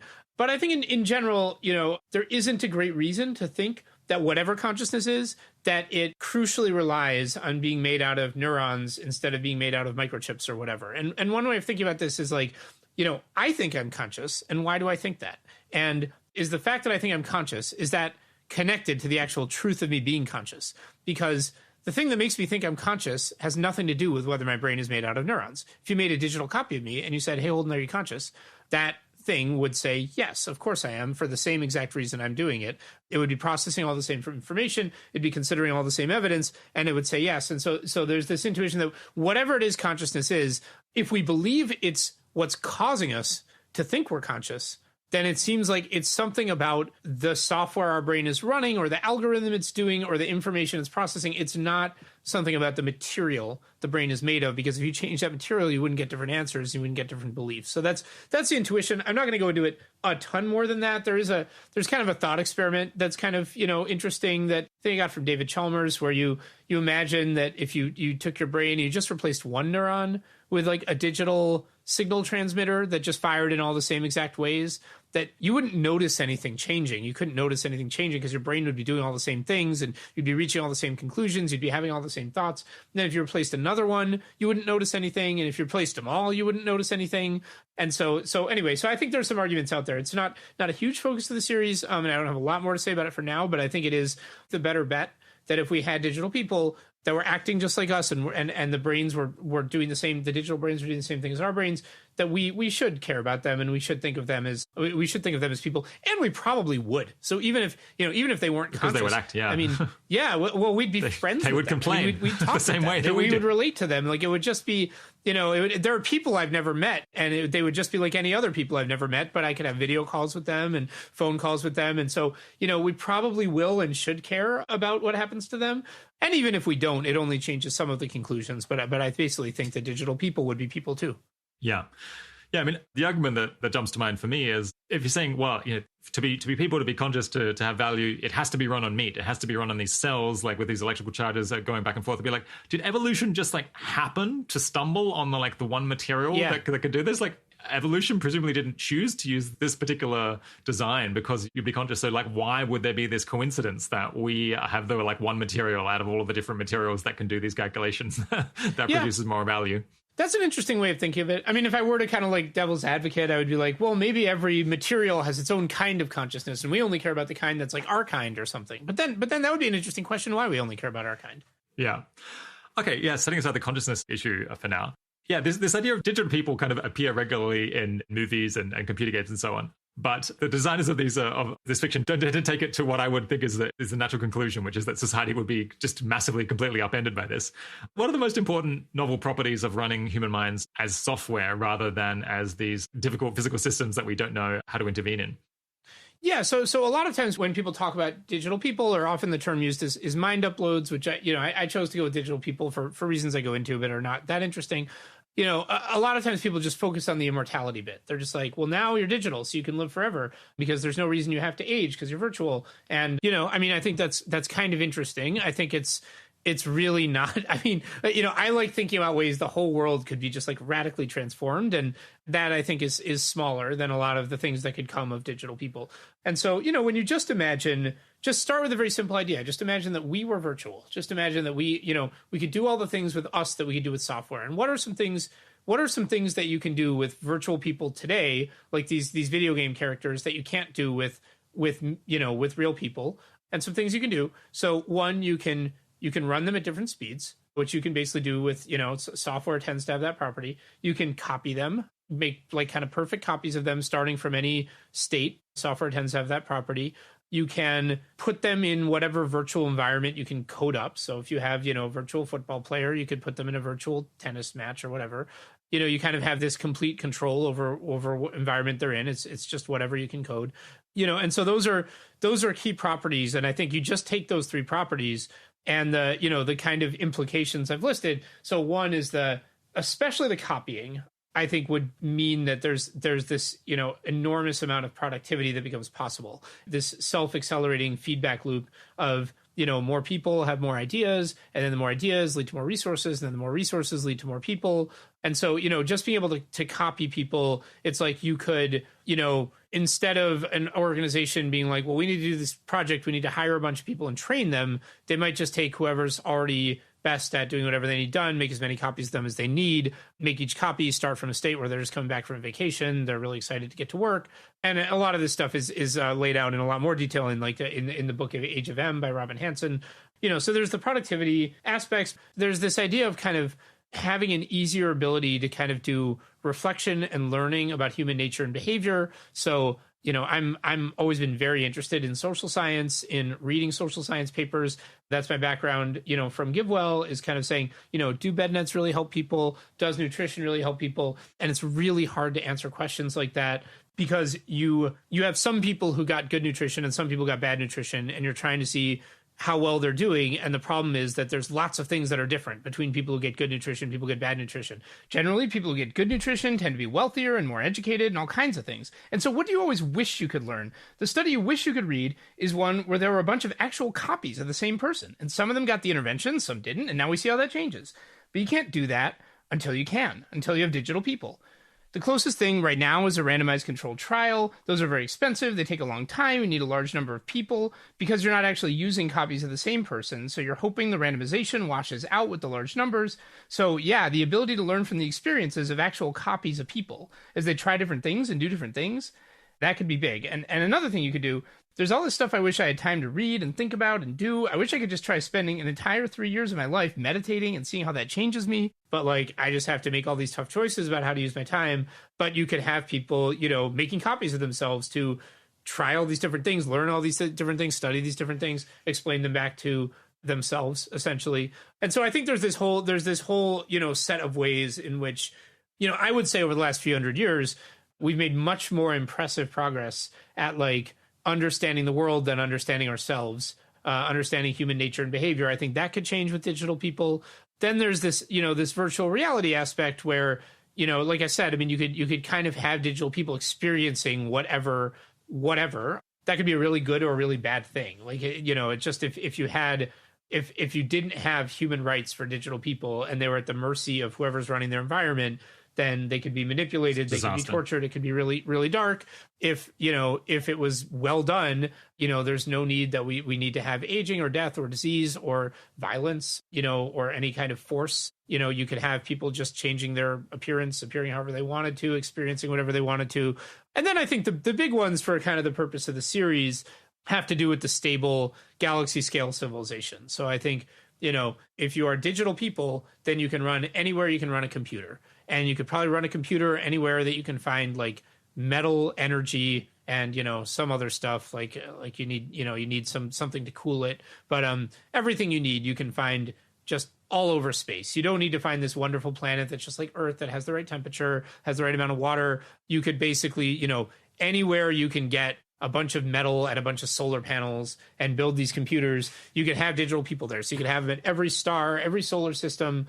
And then, you could have this, if you wanted, which I think in many ways is a scary idea rather than a good idea, if you wanted to kind of send out a space probe that creates this virtual civilization in another solar system, you could have that civilization kind of following whatever rules you wanted. You could have this virtual environment that, if you're the president and you want your digital copy to be the president, then every time your digital copy loses an election, it could just reset.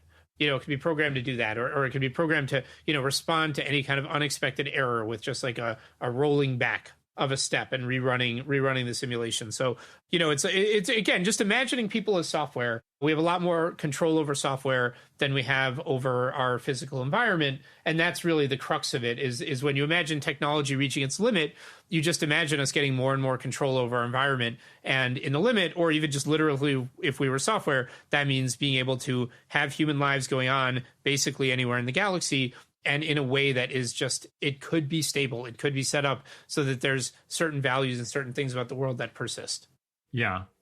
So yeah, just going back to some of the first comments, you could have people experience anything, which means that, these digital people, they could just have the best meal of their life and then just do it again and again and again, because there aren't any limits on the amount that they can eat, for example, or the things that they can do. Or you could just, they don't have to simulate the food, just see what kind of nerves are stimulated by their favorite food and just push a button and they can feel that. you would have gotten rid of disease, basically, because presumably in the simulation you'd be able to like edit out anything that was problematic or just revert back to the pre-disease state. I guess potentially you could have like new health issues that relate to the computers or something, but you would have removed a lot of the problems in the world that people deal with because they predate us and we just don't know how to change the world in order to fix it. You could also just like make the environments incredibly pleasant.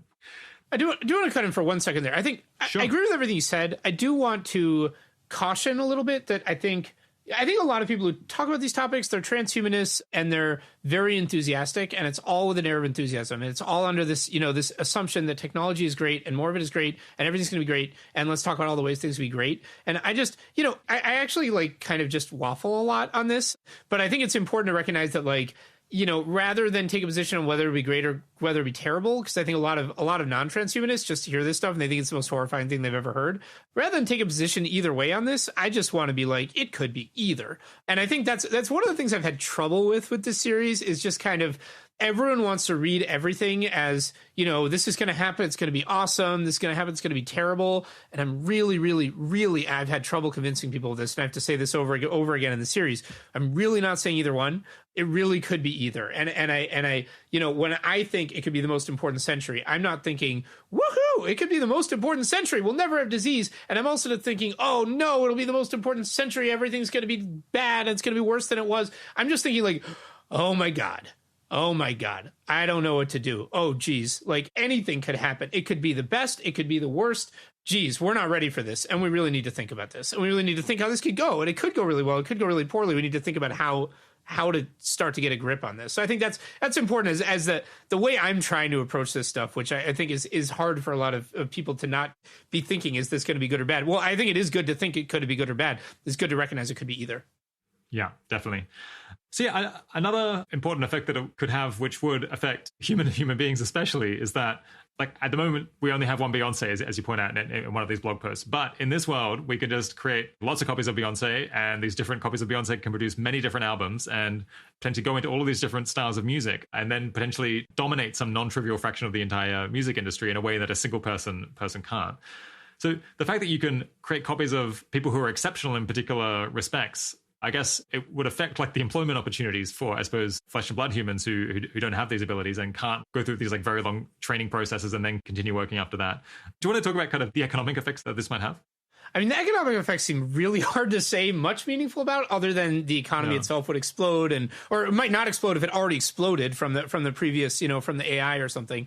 But there would be a lot of economy is like the main thing I would say. Yeah. It actually could. I mean, it's not necessarily the case that flesh and blood humans, they might have trouble finding a job, but it might turn out that like if you have $100 in your bank account, that you're now like just unimaginably wealthy, by digital people standards, because there's so much productivity, there's so much of everything that, that money you have or whatever, it's $100 in today's dollar. So you've had it in there in some way that it's keeping up with inflation right. Or getting returns, keeping up with the stock market. But, it might turn out that like the flesh and blood humans are just like unbelievably rich because they have these, these existing claims, and then everything gets cheaper. So it's really hard to say what happens. The thing that happens economically is just that there's just so much.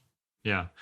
Another implication this has is that like so much will be going on that if there's a way for things to go very badly, then that could come quite quickly by human timescales, because everything could just be running so much more quickly on these computers. Eventually, like as the technology advances, that all of history is occurring in a single human lifetime in a sense. Yeah, exactly. Yeah. And I guess in terms of thinking like very big picture about how this could affect, the galaxy scale civilization, the main issue there is, I suppose, the error correction, or the way that you can just prevent significant drift with like resetting or just having particular digital people who are known to like have very specific values that never change and so on. Yeah, I mean, I think the thing that you kind of imagine, or that I kind of imagine, is like if today we develop digital people and all of a sudden we had the ability to like, we would start by kind of having these people interacting with them, coming to see them as people, caring about what they do, and the population would grow. And at some point, let's say, if they want to have their own kids or their own friends or their own copies, and they want to go into space. And then the crazy thing is that whoever's kind of making decisions about what kinds of computers to build and send into space, that person could be deciding, hey, we're just going to send off something that starts from today's civilization and goes wherever it goes. Or they could be saying, we want to make sure it preserves human rights no matter what, and we're going to make sure the code is consistent with that. Or we want to make sure it preserves like this person as president no matter what, and the code will be consistent with that. And it's just like, there's just a lot of stuff that whoever is building these things and programming these things could be deciding that decision lasts for like, billions of years, because it's affecting these space probes that go out into space and then build their own computers that build their own computers. And that's the scary thing. And that's the thing where you could imagine just just a huge range of variation where, if that was done really thoughtfully and reflectively and in the best way possible versus if that was done in this, sort of, I don't know, just like random thoughtless people saying, well, I want to be president. Just massively different futures for the galaxy that last a very long time and affect a very large number of people. And that's what I find so kind of breathtaking and scary about the whole thing. Yeah. So I could imagine that there's some listeners out there who are thinking, I subscribe to this podcast because I wanted to improve the world and learn how to have more impact with my career. And who the hell are these two people that they're talking about putting people onto computers and sending them into space and turning asteroids into solar panels? What's maybe your response to people who are like, this is a cool story, mate, but can't we get back to the real world? Yeah, I mean, look, I've been there for sure. Because my history is that I spent, the first part of my career co-founding GiveWell, which is, entirely focused on these straightforward ways of helping people in poor countries by improving health and well-being, distributing proven interventions like bed nets and deworming pills for children with intestinal parasites. That's where I'm coming from. That's where I started. That's what motivates me. That's what I'm interested in. One of the things that I say in the description of my blog is it's about avant-garde effective altruism. So the analogy for me would be if you hear jazz, you might hear Louis Armstrong, and you might think, that sounds great. I want to get into jazz. And then if you meet people who spent their entire life listening to jazz, a lot of their favorite music, you're just gonna be like, what the hell is that? That's not music. That's not jazz. What is that? That's just noise. That's just someone kind of screeching into a horn or something. And it's, avant-garde effective altruism is a similar feel for me. It's just I started by saying, hey, gosh, people are dying of malaria and a $5 bed net can prevent it. And I'm really interested in using my career to prevent that. But I'm kind of greedy about it. And I kind of, over the years, I'd always be like, but could we do even better? Is there a way we could help even more people? Well, maybe instead of helping more people, we could help more persons, like things that aren't people, but that we should still care about. Animals, they're having a terrible time on factory farms and they're being treated horribly. And what if someday we'll decide that animals are like us and we should care about them? And wouldn't that be horrible? Wouldn't it be great if we did something about it today? And just pushing and pushing and pushing and thinking about it. And I think that is a lot of what your audience likes to do. That's a lot of what I like to do. And so a lot of what I am trying to do is bring people along that avant-garde effective altruism route and say, if you just keep pushing and pushing, where do you go? And in my opinion, where you go is of course, it's wild to talk about digital people living on other stars in weird virtual environments that are designed to do certain things. Of course, it's weird, but if it's the kind of thing that we think will eventually happen or could eventually happen, then most of the people we can help are just future people who are digital people. And if you say, well, I don't care about them because they're future people, I would say, gosh, that didn't sound very good. And you may regret saying that, or history may not judge you kindly for saying, I don't care about people who are future people. I don't care about people who are digital people. They're digital. I'm made out of cells. And I'm just, I don't know.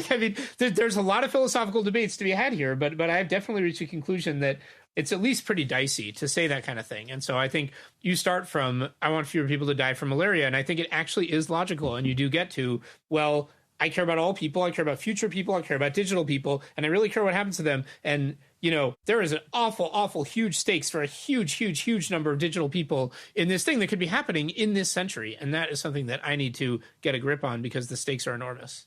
Or at least that someone should be getting a grip on. Yeah. Cool. We'll come back to some other objections and ways that this whole view could be totally misguided later on. But for now, we'll carry on inside this worldview. Okay, so next in the series, you have a quite lengthy discussion, a 4-part discussion about when we might expect different levels of progress in artificial intelligence or different kinds of artificial intelligence capabilities. We've talked about that a number of times on the show before, most recently, I guess, with Vijaya Kotra, your colleague who wrote this report that influenced your thinking quite a bit back in January. So we won't rehash the full thing here. But one point you made, which I was excited to hear a bit more about, was where our intuitions typically come from regarding what we expect to see as AI gets kind of closer and closer to different milestones. So there's lots of like different kind of comparisons or benchmarks that we might intuitively use as reference points. Like we could potentially imagine AI increasing in ability like species do, say from like ants to mice to ravens and then to primates and so on. Or the thing we might have in mind is that we would expect an AI to act like a 1-year-old and then like a 2-year-old and then a 3-year-old. Or possibly it could, we might imagine that AIs would become capable of doing what a person could do in 1 second and then what a human can do in 10 seconds and so on. And interestingly, like all of these have some like intuitive plausibility to them, but they potentially have very, very different implications. And it's possible that all of them are wrong. So which of any of these do you think we should actually kind of use as a guide to our future expectations?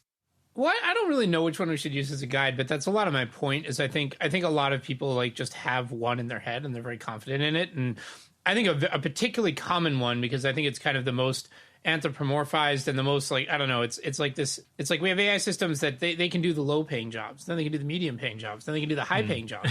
And it's like, gosh, that would be like really polite way for AI to develop. Very it would convenient. just fit right into our economy's valuations on people and our opinions of what kind of work is valuable. And I think that's when people talk about, unemployment, they're just assuming. They're just like, well, the people right now who aren't paid very much, those are going to be all the people who are unemployed. And we'll have to wait for the AI to catch up to the people who are paid a lot right now. It's just like, I do think that's a common intuition that people have. And a lot of what I wanted to point out is just like, we don't know how this is going to go. And how this goes could be a lot more just like sudden. So a lot of the ones you said, I think are just, it's just going to be like, all right, now it's an ant. How would we even know that? Like, in my opinion, it could already be at ant level intelligence because we don't have like the hardware. We can't build things that can like do what ants do in the physical world. And we wouldn't particularly want to. So it's just like hard to know if you're looking at like an ant brain level AI or a honeybee level AI or a mouse brain level AI. We've tried a little bit to kind of compare what AIs can do to what very simple animals can do. There's a report by Guy Costa on trying to compare like AIs to honeybees, on learning from a few examples, but it's really all inconclusive stuff. And it's like, that's the whole kind of point, is it might just happen in a way that's surprising and quick and weird, where like the jump from like chimp brain to human brain could be kind of a small jump, but could be a really big deal. So anyway, I mean, if I had to guess one, I would kind of go with the like, we don't yet have an AI that could probably do whatever a human can do in 1 second, but I would kind of imagine that will be like, once we're training human-sized models, which we're not yet, that would be the kind of thing you might expect to see us getting closer to, and then you might get closer to things that a human could do in 10 seconds or 100 seconds. And I think that where that would put us now is we're just not at human level yet. And so you just wouldn't be able to make much of what you see yet, except to say, maybe make like lower animal comparisons or simpler animal comparisons. Yeah, I thought you might be almost even harsher on all of these comparisons, because our experience seems to be that, ML systems can do some things that we find incredibly hard and that like no species of animal can really do. They just completely master it. And then there's other stuff that we think is trivial that they can't do at all. So it seems like we just can't really predict very well what capabilities might come at what stage and like what would be precursors to other things, because it's so different than like the stuff that we're used to. Yeah, and just to be clear, I'm definitely not saying it's going to happen overnight. That's not the point I'm trying to make. So I think like, before we have this super transformative AI that can automate science or whatever, we'll probably be noticing that other crazy stuff is happening and that AIs are getting more and more capable and economically relevant. Like, I don't think it's going to be like no warning. I don't think it's going to be overnight, although I can't totally rule that out either. But what I do think is like, it might simultaneously be the case that it's too early to really feel the trend today, and that a few decades could be plenty. And one way of thinking about that is like, the whole field of AI is only a few decades old. It's only 63 years old or something, or 64 years old as of this recording. And so if you imagine, and we've gone from these, these computers that could barely do anything to these image recognition models, these audio recognition models that are pretty, can compete with humans in a lot of things, at least in kind of a, experimental laboratory type setting.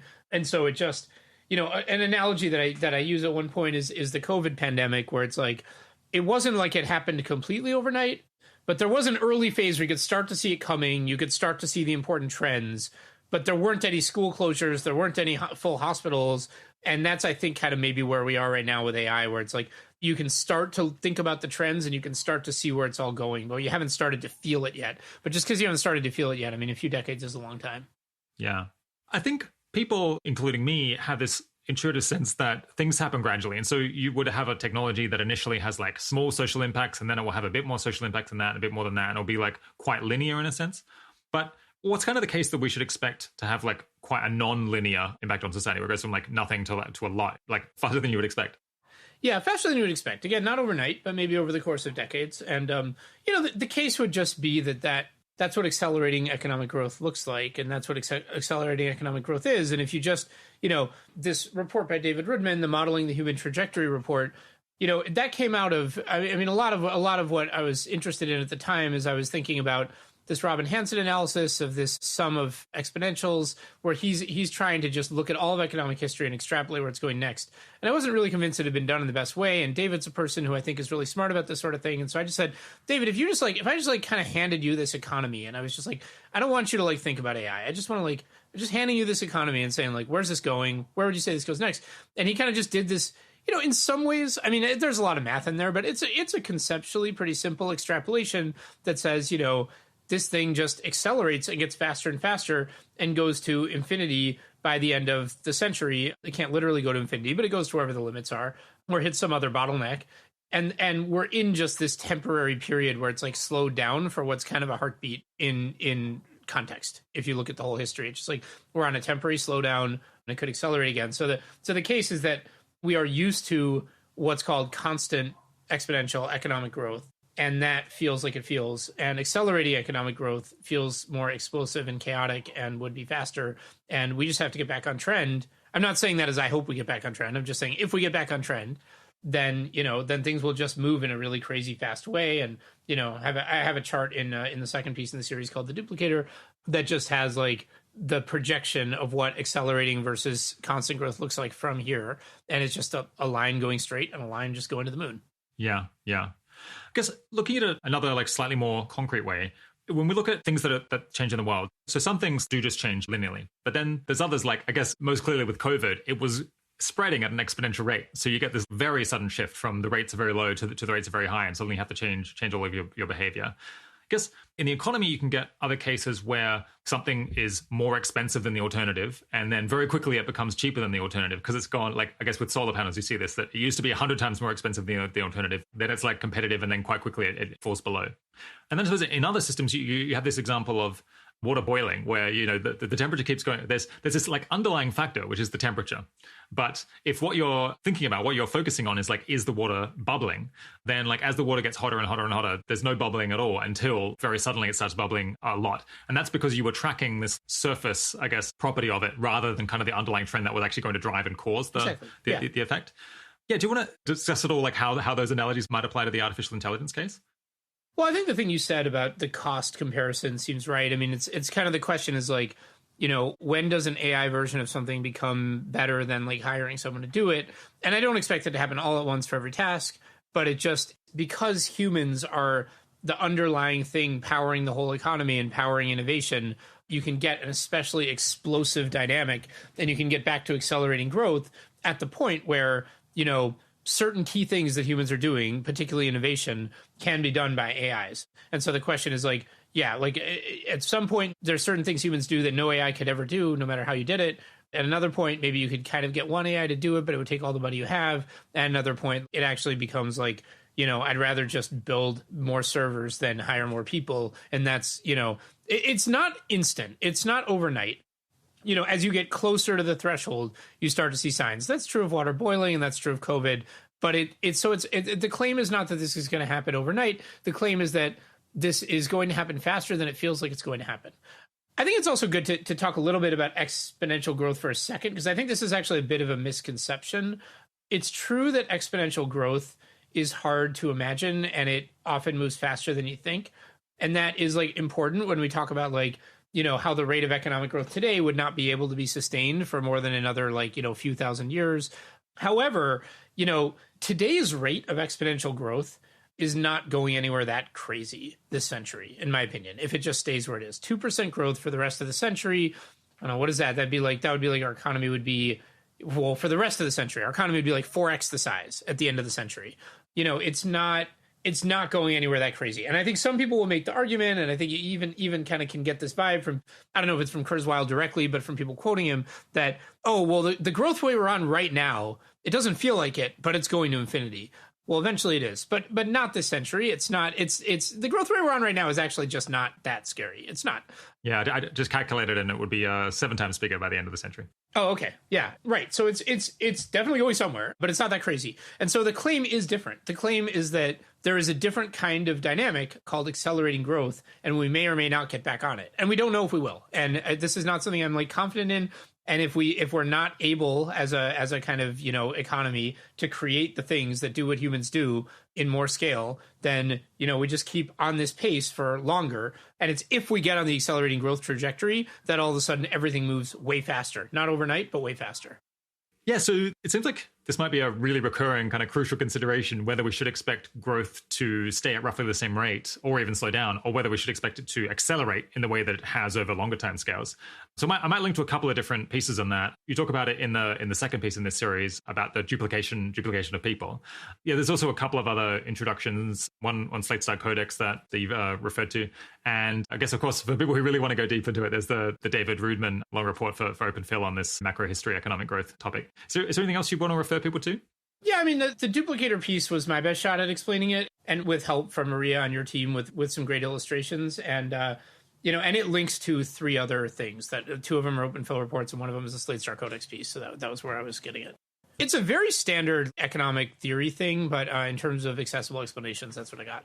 Yeah. The Slate Star Codex post is the year the singularity was cancelled, right? Yeah.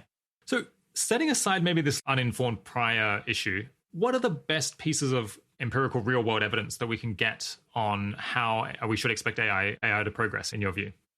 Yeah, so, I mean, frankly, a lot of my series is about kind of anticipating ways you might think we'd be able to forecast AI, or ways you might think we'd be confident it's not coming, and kind of, trying to undermine that, because I don't believe that stuff really holds up too great. So a lot of it is about priors and the burden of proof.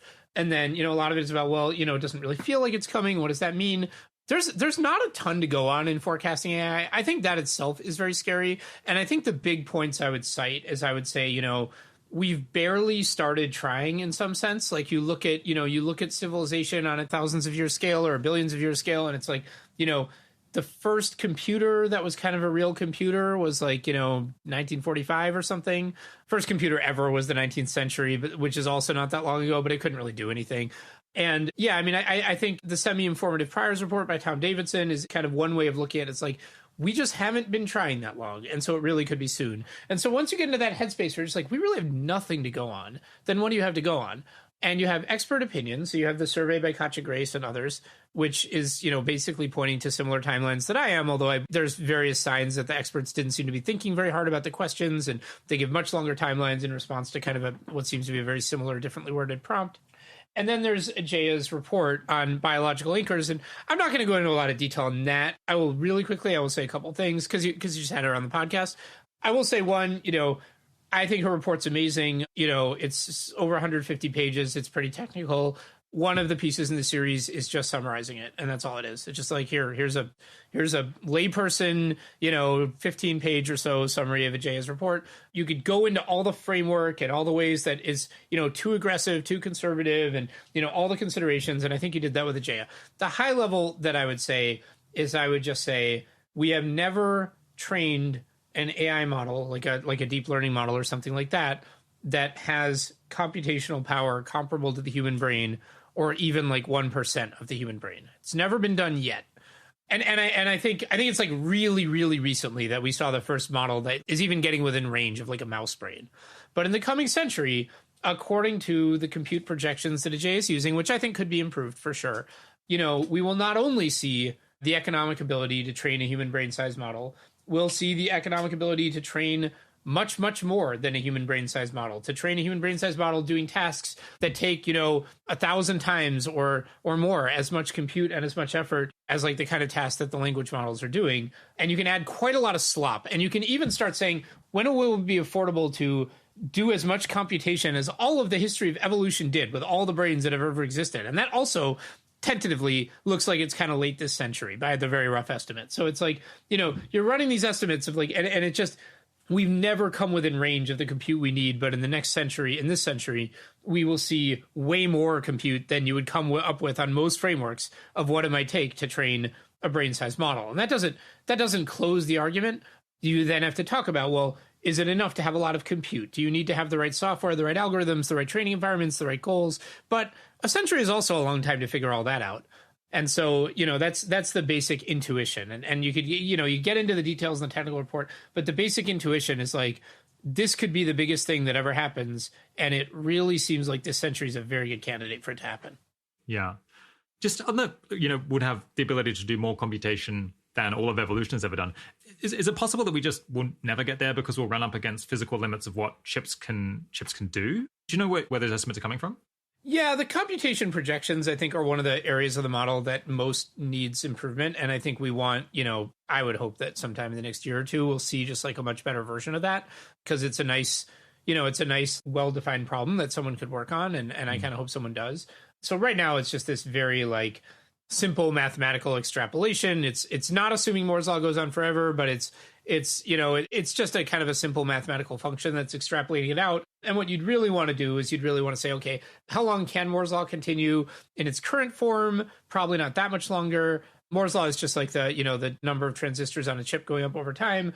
And then it's like, what else could happen that could speed up compute? And there's a bunch of stuff that's about deep learning specifically and kind of optimizing the chips better for the kind of things that today's AI systems are doing. And then there's like a bunch of wildcard possibilities like optical computing and quantum computing that could drastically increase compute. So the picture does get pretty complicated. It's one of these things, it's like, my informal sense is that these simple mathematical curves are not going to look wildly off after the projections have been done right. But I totally admit that the projections, are not what they could be. But I don't think, I will say something important, which is I don't think that I don't think anyone has done the projections the right way. So I think when people are saying, well, I think this is all too crazy, they're not like, I did the projections, it's not happening. They're just, that's not what's happening. So I think someone needs to figure this out. Yeah. I get the impression that broader society in which, people have jobs to do and lives to live, and they're not paying a ton of attention to all of the news on actual AI capabilities, that in broader society, they're really underestimating the degree to which we're getting kind of clarity on what AI might be able to do and when, because so many of these things aren't science fiction anymore. There actually are applications that would have amazed people 10 or 20 years ago. And that means that kind of a lot of things, we might be able to begin to expect a bunch of stuff in the coming decades as just natural extensions of what already exists. Like even if we do just do like a more like linear projection forward approach. I guess that kind of relies to some degree on my subjective impression of how impressive are the things that like these new language models can do and the new image models and so on, which is necessarily kind of subjective. But nonetheless, I find this what seems to me to be a disjunct between the reality of what AI can do and what people perceive it as being capable of doing to be quite frustrating. Yeah, do you share this general perception? Sort of, I think you're right to point that it's your subjective thing, because I think this is actually a topic that I found surprisingly difficult to talk with people about. Is just like two people will look at an AI system and one will be like, oh my God, that thing is amazing. Like, I didn't know we were making that kind of progress. And another person will be like, what is this? This is nothing. This is trivial. This AI, this is not really reasoning. It's just using this pattern, which that's the thing people say a lot. I mean, but I think you could say that of humans as well. I think most of the time, even when I feel like I really understand something, I don't know, I'm usually doing some kind of pattern recognition and I realize I don't understand it as soon as it changes a little bit. So I think one of the things that I also talk about in the series is this idea of, looking at how impressive the systems seem to you and projecting that forward. And I think it's just dicey. I think it's just like, I watch AI experts talk about this stuff and it feels like there's no rhyme or reason to it. I remember one case of just like a person who was like, so like, oh, we'll never get there. AIs cannot do this. They can't do that. They can't do this. They can't do that. And then all of a sudden there was like some paper that came out and this person was like, oh my God, no, it's coming soon. And it's like, I looked at the paper, I was like, I don't even know what you're talking, like, what is new here? I don't even, so, and then other people would look at it and be unimpressed. And it's very hard to pin this stuff down. You can look at what GPT-3 is doing. I think in some ways it's very impressive. In some ways it's not. It's able to kind of like continue stories that people start. It's able to imitate their tone. It's able to answer questions. It's able to pass a lot of these language tests that people used to think would be the really hard ones. That seems to be like a lot for one kind of model trained in a simple way. But you could break it all day with all kinds of weaknesses and weird stuff that it does. And, I've tried to kind of not make the argument rely on that. I think you can you can step back from that stuff and you can say, whether or not things seem impressive to me right now, the amount of computation that's going to be available is rising dramatically. Investment in the field is rising dramatically. Research is rising dramatically. It's very hard to know what's going to happen, but we're passing a lot of key milestones this century, and who knows where that's going. Yeah. Is there some kind of deep underlying philosophical fact that is driving the fact that we just can't evaluate how impressive different like it's quite surprising, right? Because when people when you have like different physical systems, you're like, that's bigger and that's capable of doing more impressive stuff. But with this, it's just people completely disagree about like how difficult a task is. I mean, maybe that just says something about the human perspective more than any like reality about information processing. But I don't know. It's very notable. I mean, one way to think about it is we don't know how to describe the goal, because the goal is to do everything we can do. And if we were able to, it's hard to describe the core of what you're able to do, and so I don't know. I actually have no idea. I don't know what's going on, but I think it is a very hard, confusing topic to talk about. So is consciousness. And, we just have to do our best. All right, yeah. Having sampled some of the key points from the series, I mean, there's a substantial amount of work in there, and if people want to dive in, we haven't justified everything we've said here. It has just been a sample pattern. You can find the rest at cold-takes.com. But yeah, just to help us with the next section, maybe could you kind of recap the key messages that you'd want people to remember after having read it? Yeah, so there's this diagram I kind of use over and over again in the series that might be good to insert here, because that's kind of how I tried to make the whole thing followable. So basically, there's kind of a few key claims made in the series. So one is eventually we could have this galaxy-spanning civilization that has this high degree of stability and this digital nature that is deeply unfamiliar from today's perspective. So that's like claim number one. And I think claim number one, I mean, different people have different intuitions, but if you think we have 100,000 years to get to that kind of technology, I think a lot of people would find that pretty plausible. And that already is pretty wild, because that means that we're among the earliest intelligent life in the galaxy. Claim two is that this could happen much more quickly than you might imagine, because we're all used to constant growth. But a lot of our history is accelerating growth. And if we change from constant growth to accelerating growth via the ability to duplicate or automate or copy the things humans do to move the economy forward, then 100,000 years could become 10 years, could become 1 year. So that's claim two. And then claim three is that there's a specific way that automation might take place via AI. And that when we try to estimate that and try to forecast it, it looks like all the estimation methods we have and all the best guesses we can make, and they're so far from perfect, but they do point to this century, and they actually tend to point to a fair amount sooner than the end of the century. And so that's claim three. And so when you put those three together, it's, we're going to a crazy place. We can actually get there quickly if we have the right kind of tech, and the right kind of tech could be coming this century. And therefore, it's a crazy century. The final piece of the puzzle is just, gosh, that all sounds too crazy. And a lot of the series is just trying to point out that we live in a crazy time, and it's not too hard to see it just by looking at like charts of economic growth, by looking at timelines of interesting events that have happened in the history of the galaxy and the planet. Yeah. So one response that a few people have had to this idea that we're living in this like extremely bizarrely, uniquely important time in history would be this has to be an illusion somehow, and that somehow could be that we're in a computer simulation where people are studying this particular interesting part of history. Given that you're clearly a believer in the idea that we could run simulations, could have digital people, does this seem like a live possibility to you? Yeah, like the simulation thing, I think, is a place where I do seem to have different intuitions from other people. I think a lot of people here, maybe we're in a simulation, they're just like, that's too crazy. That's just too crazy. And I don't know. I mean, to me, it doesn't necessarily seem that crazy. Like, if it's true, it doesn't necessarily change anything about our actions. And I think a lot of times, like, the underlying reality we're living in is a lot weirder and crazier than we were imagining, or at least it doesn't speak the same language we thought it was speaking. But the implications, are just all the same stuff we see, and nothing really changes. Quantum mechanics is a good example of that, where it's just like the way that physics actually behaves is just very alien to us, and it's very hard to describe in our language. And every time you try to slap your concepts on it, it slips away, and every weird thing you can think of actually happens in quantum mechanics, But it all adds up to normality, is like a phrase Eliezer Yudkowsky has used. It's like, well, we're here, and none of this means that a flying spaghetti monster is about to attack you. It just means that the root of it underneath everything you see is weirder than you think. So, I just don't find it that weird to think we're in a simulation. Like, because it doesn't necessarily change anything, I don't think it's that wild. It's, in some ways, I'm kind of thinking, well, there's two ways the world could be. One is that there's these laws of physics and they operate randomly and they generated us, exactly us. And another way is that there's something else going on and someone or something else had some reason to create something like us. And it's like, that's the second one. Most things fitting that description would be a simulation. And I'm just like, I don't really see why the first one is so much more likely than the second. So, so I don't find it that wacky. And I think in some ways, like, I had a little trouble taking this possibility seriously when people wouldn't engage with that possibility and acknowledge it and talk about what it means. So I think I had a lot of conversations where someone would be like, well, I think we're going to build this AI that does this and that, and then we're going to end up spanning the galaxy. And so we need to act now, or we won't span the galaxy, or we will, but it'll be bad. And I'd be like, okay, but like, this is all very dramatic. Like, this is all a lot. Like, does this make you think that maybe we're in a simulation somehow, that somehow there's a reason we're in this kind of high leverage position? They'd be like, simulation, that's so crazy. And I don't understand that. I don't understand that kind of thinking. And so, early in the process of grappling with these ideas, it was very important to me to at least do a little bit of thinking about the simulation stuff. And Ajay had talked about that in her podcast, the stuff she did, and I won't repeat it.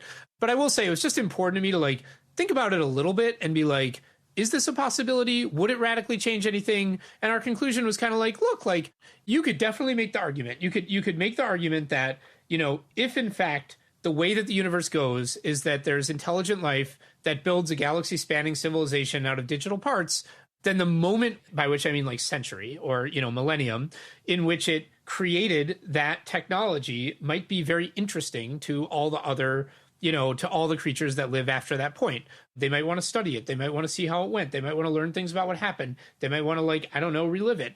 And so, like, it's totally possible that, that actually this makes a lot more sense when you think, what's more likely, that, we just randomly ended up in this very weird, important early time, or that this weird, important early time already happened, and there's some reason that beings are very interested in kind of rerunning it. So I think that's fundamentally reasonable, but we kind of concluded it doesn't really change much. It doesn't change nothing. It changes some of the numbers. The numbers you see in like the SA astronomical waste, those numbers change, but it doesn't really change the bottom line. It doesn't change like what should we be doing, what matters, in a way that we were easily able to see. And I don't really think this is a topic that like, is that worth a lot of deep investigation of, or needs a big deep dive? But it was something I wanted to kind of like look at. I don't think it should just be like tossed out. I don't think it ends up mattering very much, but it was important to me to kind of like think that piece of it through. Yeah. I think you're in a small group of people who were driven to take all of this a whole lot more seriously by the simulation argument, that's where you got on board rather than that's where you got off board. For me, it was more like I had trouble taking it seriously until that thing was acknowledged and grappled with a little bit. Yeah. But yeah, no, that's right. Let's turn now to what you think are the biggest weaknesses, or ways that this whole worldview could that seems so plausible on its face, at least to you and me. How it could end up being wrong? What do you have to say to that? Yeah, so the most important century hypothesis is kind of I'm kind of saying something is likely enough that we should take it super seriously. And so there's a bunch of like different things you could mean by how could you be wrong. So one thing you could mean is like, how could it turn out that this isn't the most important century and none of this stuff happens? And, for that one, I mean, there's just, I don't know, there's a zillion ways. And all I'm even saying is that it's reasonably likely. There's another thing you might mean, which is like, are there investigations you could do today that when you were done might change your mind and make you think that this is not a good bet? This is not likely enough.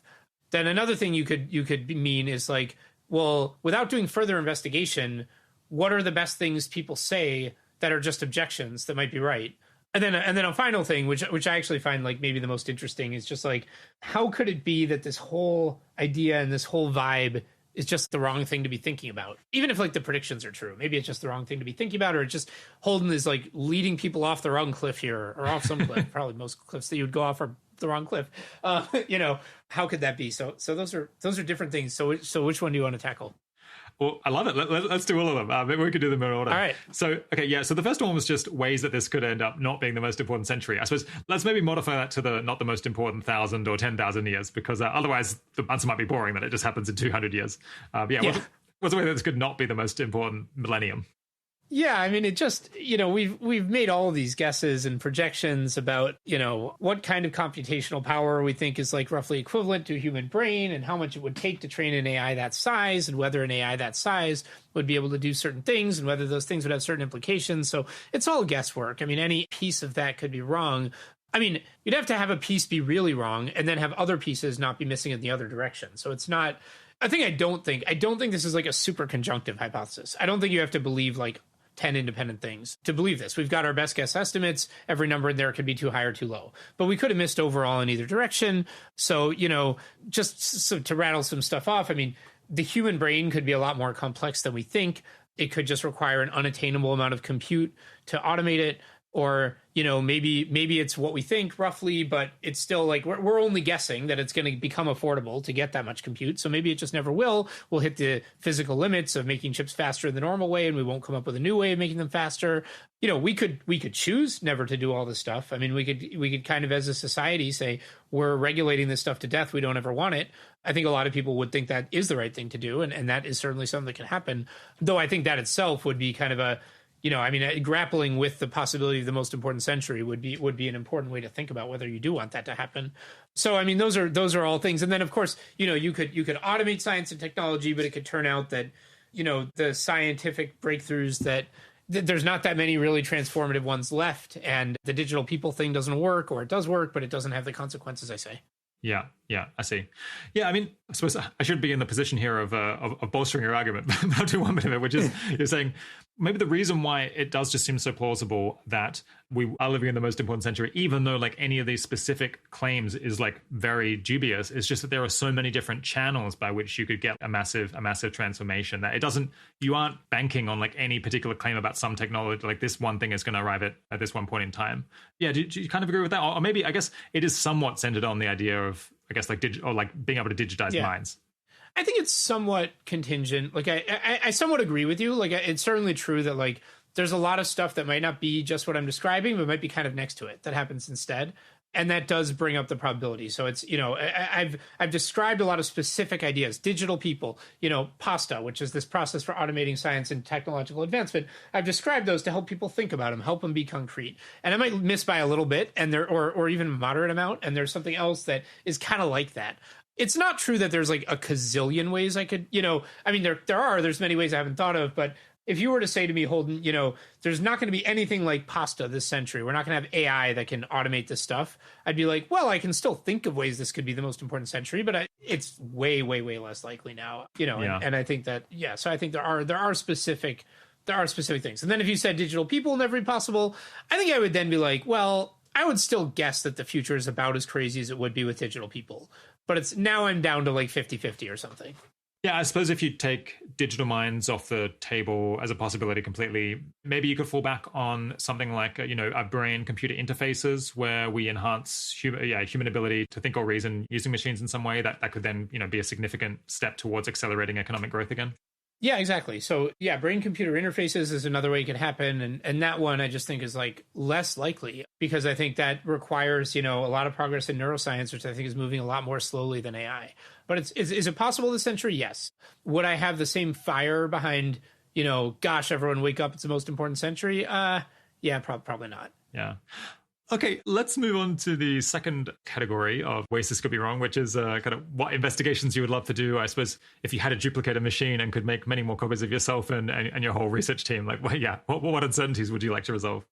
Yeah, so things I could imagine doing, I mean, maybe if you did like a really great study of like animal brains or animal behavior rather, and compared it to ML systems, you would just be like, wow, these animals, they actually are basically doing these tasks that ML researchers have been trying really hard to do, and they really should be able to do them if the frameworks we're using for brain equivalence and things like that are right, and they're really not. And so there's something really big we're missing here. It's like maybe these, maybe brains are doing a lot more computation than we've estimated, or they're doing something really sophisticated that we can't match with the amount of computation we thought it would take. So yeah, I mean, if you found out that there's some big challenge in AI that the big models of today are nowhere near, and honeybees are nailing it, that would definitely shift me a lot. I mean, a thing that would really change my mind a lot is if we did the better compute projections. I'm expecting that to come out to kind of similar conclusions to what we have at the moment, different, but kind of similar. But maybe we did them and it was just like, nope, like 10 more years of the current rate of compute getting cheaper, and then we're done. And there's like nothing else coming down the pike. Nothing else is going to work out. Everything else is a crazy long shot, even for the rest of the century. Quantum computing, very unlikely. And then we were kind of, okay, well, that's not even going to get us to be able to train, a human-sized model at all. Or maybe it is. I don't. But it's certainly not leaving a lot of space. Yeah. Again, I mean, would I then say there's no way this is happening? No, but I think there is a certain kind of reality to it. There's a certain kind of, this is our best guess. This is the best we could do, is that it's now, it's this century, and that would go away. And then you could fall back on the philosophical case and say, well, even a very small chance. And I find that less compelling, but still somewhat compelling. So I probably wouldn't do nothing on it, but I would have a lot less energy for it and a lot less like, hey, wake up, it's the most important century vibe, at least. So those are investigations that I could imagine. I could sort of imagine just like a sophisticated enough argument between AI researchers resulting in like, actually these tasks that humans do are just impossible to build a training environment for, and they've never been approached by AI systems and never will be or something. So I could kind of imagine that stuff. Yeah. Okay, what about the third category, which is, the best objections that people raise when presented with this worldview? Yeah, I think there's a lot in the series that reasonable people can disagree on, obviously. The biological anchors framework, which is where, doing most of the work of the specific estimates of when the advanced AI is coming, that has a ton of guesswork in it, and there's plenty of places it acknowledges, and the report itself discusses, and this is a thing we do at Open Philanthropy always.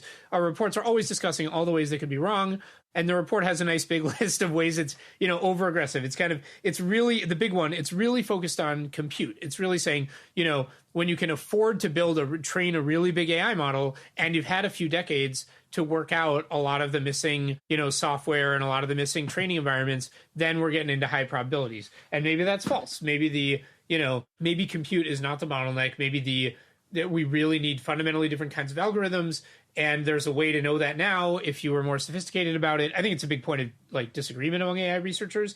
And the further thing you have to believe is that a few decades won't be enough to resolve that, even with a greatly increased amount of, talent and money going into AI. So, I mean, there's these ways that it's making a lot of assumptions. It's making guesses about what's going to happen to compute and you can have different guesses. I will say here I think that you could definitely have different probabilities than me, but I start to have trouble with the probabilities going too low. So like based on what we know, you could have different guesses from me, but I think the guesses would still leave like, more than 10% or something of this being this kind of super important century transition. And then another thing you could do to kind of disagree with me is you could just have a very different interpretation of the social epistemological environment, like the fact that there's no robust expert consensus. So I have a whole piece about this where I talk at length about the idea that like climate change has some things in common with this hypothesis in the sense of like, you've got these very complex, guesswork laden models that are projecting that something terrible is going to happen. Bad things are starting to happen now, but they're not really anywhere near in range of the terrible things people are saying are going to happen. It's many years out. But a lot of people trust the climate change worries and don't trust these worries. And why is that? And I think a lot of that is because there's a really well-developed field of climatology. It's a really well-developed field, and there's a lot of consensus in that field. And so it feels like there are real experts, and they really believe in this. And that is, I will just own it, that is not the case for this AI stuff. There is no field of AI-tology, or to the extent there's a field, it's like a few people writing reports. It's not, it's not the UN got the maturity of making a huge meeting, bringing every country together. Yeah, exactly. Yeah, exactly. It doesn't have, it's not in the same place. It's like a lot of people just look around themselves and they're like, I don't see all the experts worrying about this. I don't see a big consensus, and I need that to believe something crazy like this. And that is something that you could, I don't think it's crazy to have that attitude. I disagree with it. Like I think, and I especially disagree with it if you are an ambitious, effective altruist who wants to be the kind of person who can be early, be the kind of person who can see things before others see them and act before others act and take your biggest opportunities to have an outsized impact. I think it's going to be, you can't really run that at the same time as you're running, well, I don't really get out of bed until it's known, until the experts, they're all there and there's a mature field and they're all in agreement. But I don't think it's crazy. I don't think it's crazy to take that view. Because by then it's too late. It's not. It's not too late for climate change. So it's not too late to do anything. But I think you've missed you've missed maybe your best opportunities to make a difference by being super early. And so I think that's something you don't want to do. Yeah. Something I don't want to do anyway. Do you have a theory for why it is that there isn't more of a consensus around these broad concerns? I guess my reaction would be, like, it takes time for people to change their mind, especially about something that's like as peculiar as this, like making these kind of forecasts. Even if they're sound, you wouldn't expect people to change their mind overnight. And it's like important to look a bit at the trajectory of how many people take this worldview very seriously. And the trajectory seems to be robustly upwards. Yeah, not everyone finds that persuasive. Yeah. I do feel that way. I mean, I think, you just look at climate science versus AI forecasting. It's just like, one of them is a field, like people have PhDs in climate science or climatology.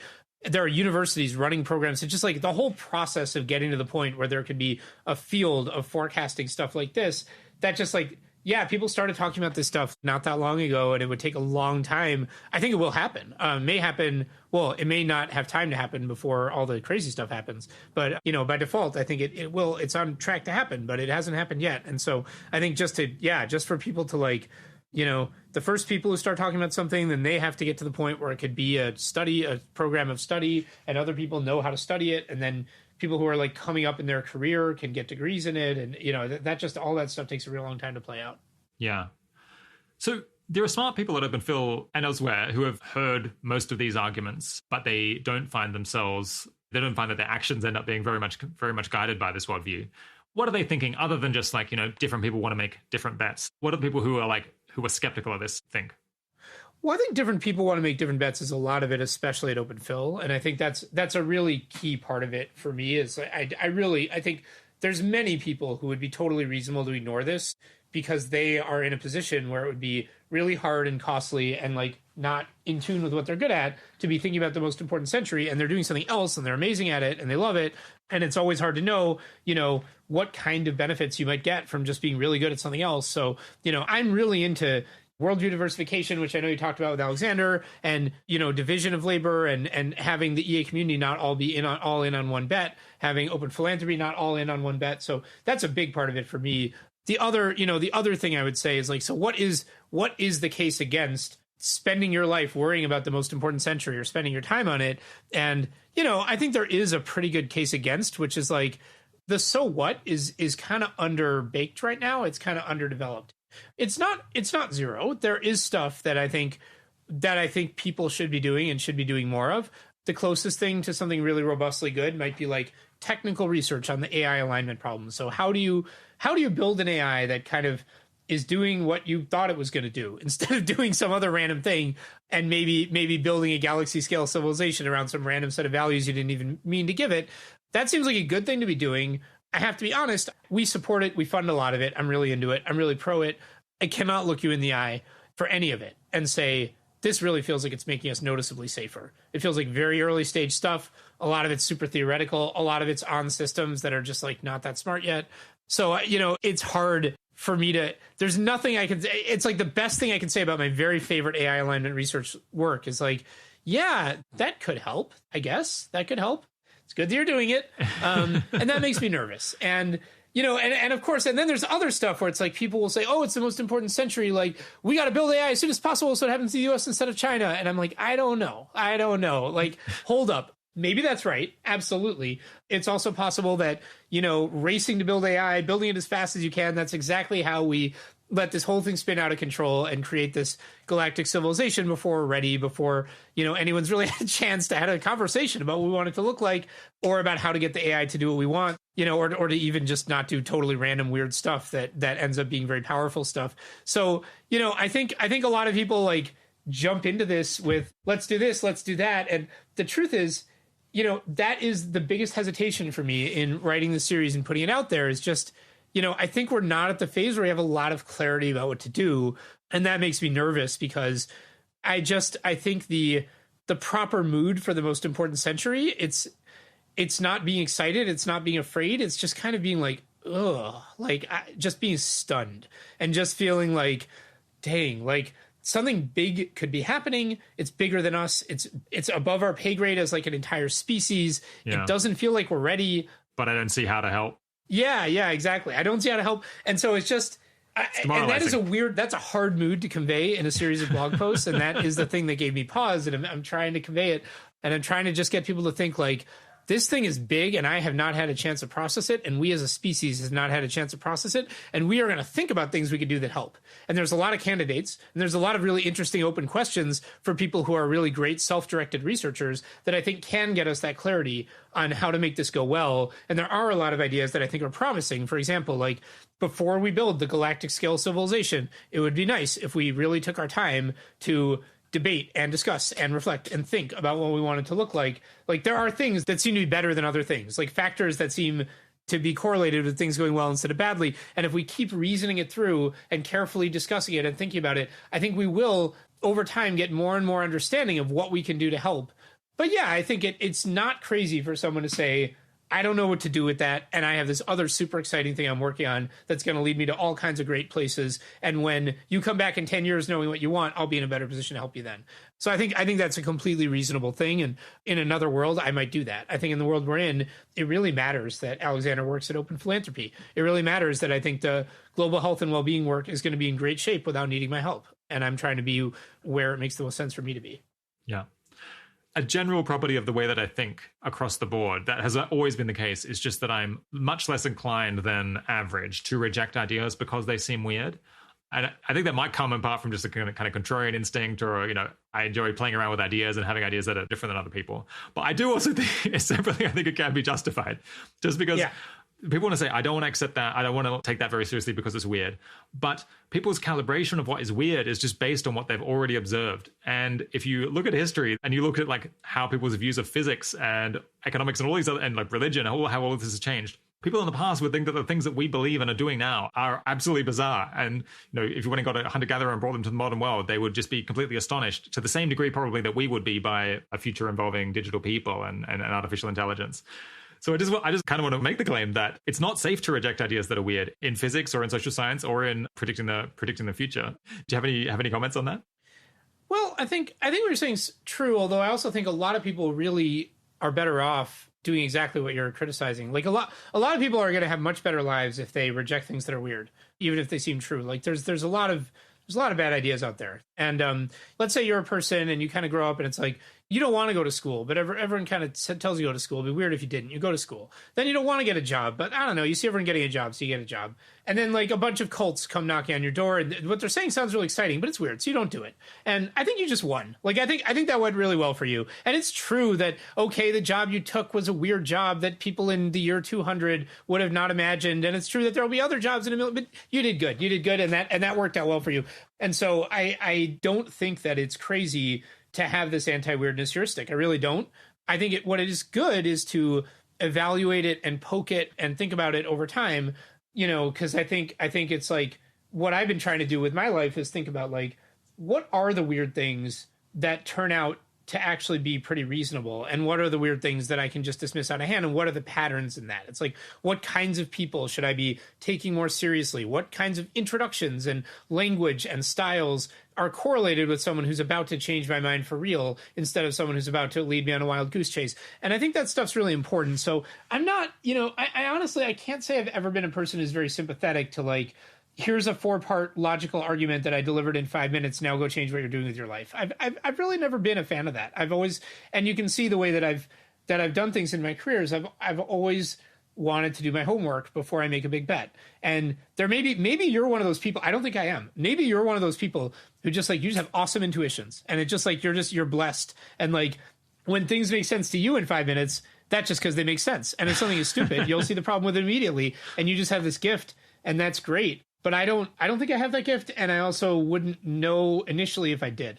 So I'm into kind of watching as you go through life. And a thing that I've gone through life is I've kind of been like, certain kinds of weird are worth looking into further and may just be worth betting on.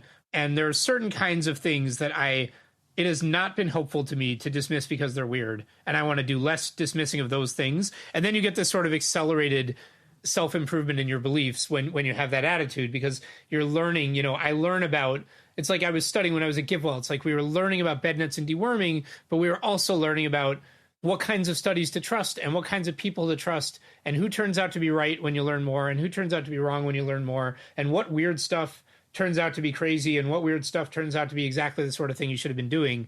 And so it's like, I'm trying to do this meta learning at the same time as I'm doing this learning. And now I've got a pretty well developed sense of what kind of weird do I want to ignore or what kind of weird do I want to get into. So that would be more the way I'd put it. Yeah. I do agree. You shouldn't, a lifelong rule of dismiss everything just because it's weird. It seems like it has to leave you short of your potential to do amazing things. It may also stop you from doing really stupid things. So I do agree with that part. Yeah. Yeah, I guess there is a pretty big distinction between how willing are you to do things that are completely nonconformist in your lifestyle or life choices where people can learn a lot from experience, and like how much should you do that in what is effectively a research project where you're trying to get ahead of the crowd, or like entrepreneurship. It's a style of entrepreneurship where you're trying to get ahead of the crowd and figure things out so you can either make more money or do more good. And in that case, rejecting things that are weird just almost certainly means that you're going to fail because the only way to, once you get into the business where your whole thing is upside, like you're, essentially at a startup and you just want to like do something amazing and that's your goal. That's a lot of people is not their professional goal. Once it is, I mean, then it becomes extremely costly to just be dismissive of weird stuff. Although at the same time, I mean, like, it's like you got to preserve your time to be able to look into the most important weird stuff. So you can't go chasing down every weird thing that sounds like it might be true. You have to have some way of distinguishing. So does the kind of some of the details of the worldview that you laid out in the blog post series give you any insights into what would be the most promising ways of steering the development of AI in a positive direction? Like one that jumped out at me is that maybe we should spend more time thinking and talking and advocating about rules that might govern how digital people are treated or potentially used, because that could be very significant. And another one might be that we should be especially attentive to progress and use of AI systems that might advance science and technology. Yeah, do you have any other kind of like possible lessons from the worldview? Yeah, I mean, those both seem like really important topics that have gotten like extremely little attention. Yeah, I mean, so I'm still, as we're talking, I'm still working on the last piece about, the implications. What does this all mean? But, some it's like when you think about different possible ways this could go, there's a wide variation. And, one way it could go is you could get kind of this misaligned AI that I imagine you've talked about before a zillion times on this podcast, this kind of, AI that's kind of off running the world in its own way, doing what it wants, that has nothing to do with what it was, what we were trying to do. That's one possibility. Another possibility is you have like people just desperately racing each other to kind of control this digital future civilization, as much of it as they can. And another is that you have people kind of negotiating with each other and trying to reach a peaceful agreement. And another is that you have people like not only negotiating, but doing it in really good faith and like taking their time and like being patient and really trying to reflect on it. I think this is called the long reflection in Toby Ord's book, The Precipice. And it's like, I kind of named them in ascending order. So if you can make the later ones, I said, more likely relative to the earlier ones. So that's why I like AI alignment research. It just like seems like kind of the outcome that's hardest to be excited about is the one where we just have this civilization built by some messed up AI that didn't do what we were even had any idea what it would do. So I like the idea of doing AI alignment research. And then I like the idea of just thinking about, how can we get to a point where the key decision makers are going to understand the stakes and take them seriously and not approach them through a lens of, well, my job is to grab all the power for me or even for my country. My job is to get the best outcome for the world. How can we get to that place? That could be a matter for, international relations, international cooperation. It could also be a matter for, just trying to get to a place where the people who are making decisions are people who are good people, who understand things, who are sane. So I think those are levers that you could try to push on, and then you could get into more specific stuff. I mean, you could try to implement all the things I just said with specific policies. Maybe it would be great for us to get to a place where no one is allowed, or at least it's stigmatized, to build really huge AI models until you have certain assurances, certain things you can say about why you think that they won't lead to a terrible place, and until you've got some kind of plan for how you're going to roll them out and how we're going to govern them and who's going to make decisions and who's going to be included in those decisions, and maybe you shouldn't be allowed or it shouldn't be encouraged to build really big AI models until you can provide some of that, until we have some clarity around that. So that's like an idea. That's an example of a specific policy that I think needs a lot more work before it's tangible enough to really make sense. But there's all kinds of, specific ideas people are wrestling with and thinking about. And, what if we had a policy that said this, or a regulation that said that, or, a technology that could do this? And some of them seem like they would help. Some of them seem like they would hurt, and we should stop them. I think we have a ways to go before we have a lot of clarity on this. For some people, that might mean you should ignore it and wait for creative intellectual people to get more clarity. But I think for that to mean everyone ignores it would be a massive mistake for humanity. All right, we should probably wrap up on the most important century blog series because we've been chatting about it for a little while. I guess, yeah, despite the fact that we've been talking about it for so long, there's a lot more material in the series if people want to go check it out, and that's at cold-takes.com. My guest today has been Holden Karnofsky. Thanks so much for coming on the 80,000 Hours podcast, Holden. Thanks for having me on. Okay, that's the first half of this interview with Holden, covering the idea that we might be living in the most important century in humanity's history. Holden and I spoke for so long that we thought we'd do you the favor of breaking this episode into two parts, especially as there is a nice place for a break here in the middle.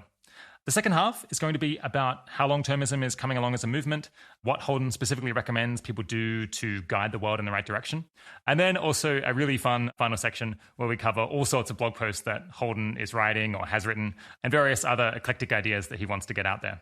That should be out in a week or two, so obviously subscribe to the show if you haven't already. If you've made it all the way to the end of that episode, I just want to draw your attention to the Open Philanthropy Technology Policy Fellowship. Open Philanthropy is looking for applicants for this US Policy Fellowship program, which is focused on high-priority emerging technologies, especially artificial intelligence and biotechnology. The program is going to go for 6 to 12 months and offer a bunch of training, mentorship, and help matching with a host organization to try to get a full-time position in the Washington, D.C. area. You've got until September 15th to apply for that one, and you can find out more on the Open Philanthropy website or by clicking through the link on the blog post associated with this episode. As I mentioned in the intro, we are also currently hiring a new head of marketing to spread the word about this podcast and all the other services that 80,000 Hours offers. As always, you can stay on top of those opportunities and hundreds of others by regularly checking out our job board at 80,000hours.org/jobs. If you go there and join our job board newsletter, then you'll get an email each 2 weeks or so when that board is updated, usually with between 100 and 200 new opportunities. All right. The 80,000 Hours podcast is produced by Kieran Harris. Audio mastering is by Ben Cordell. Full transcripts are available on our website and produced by Sophia Davis-Vogel. Thanks for joining. Talk to you again soon.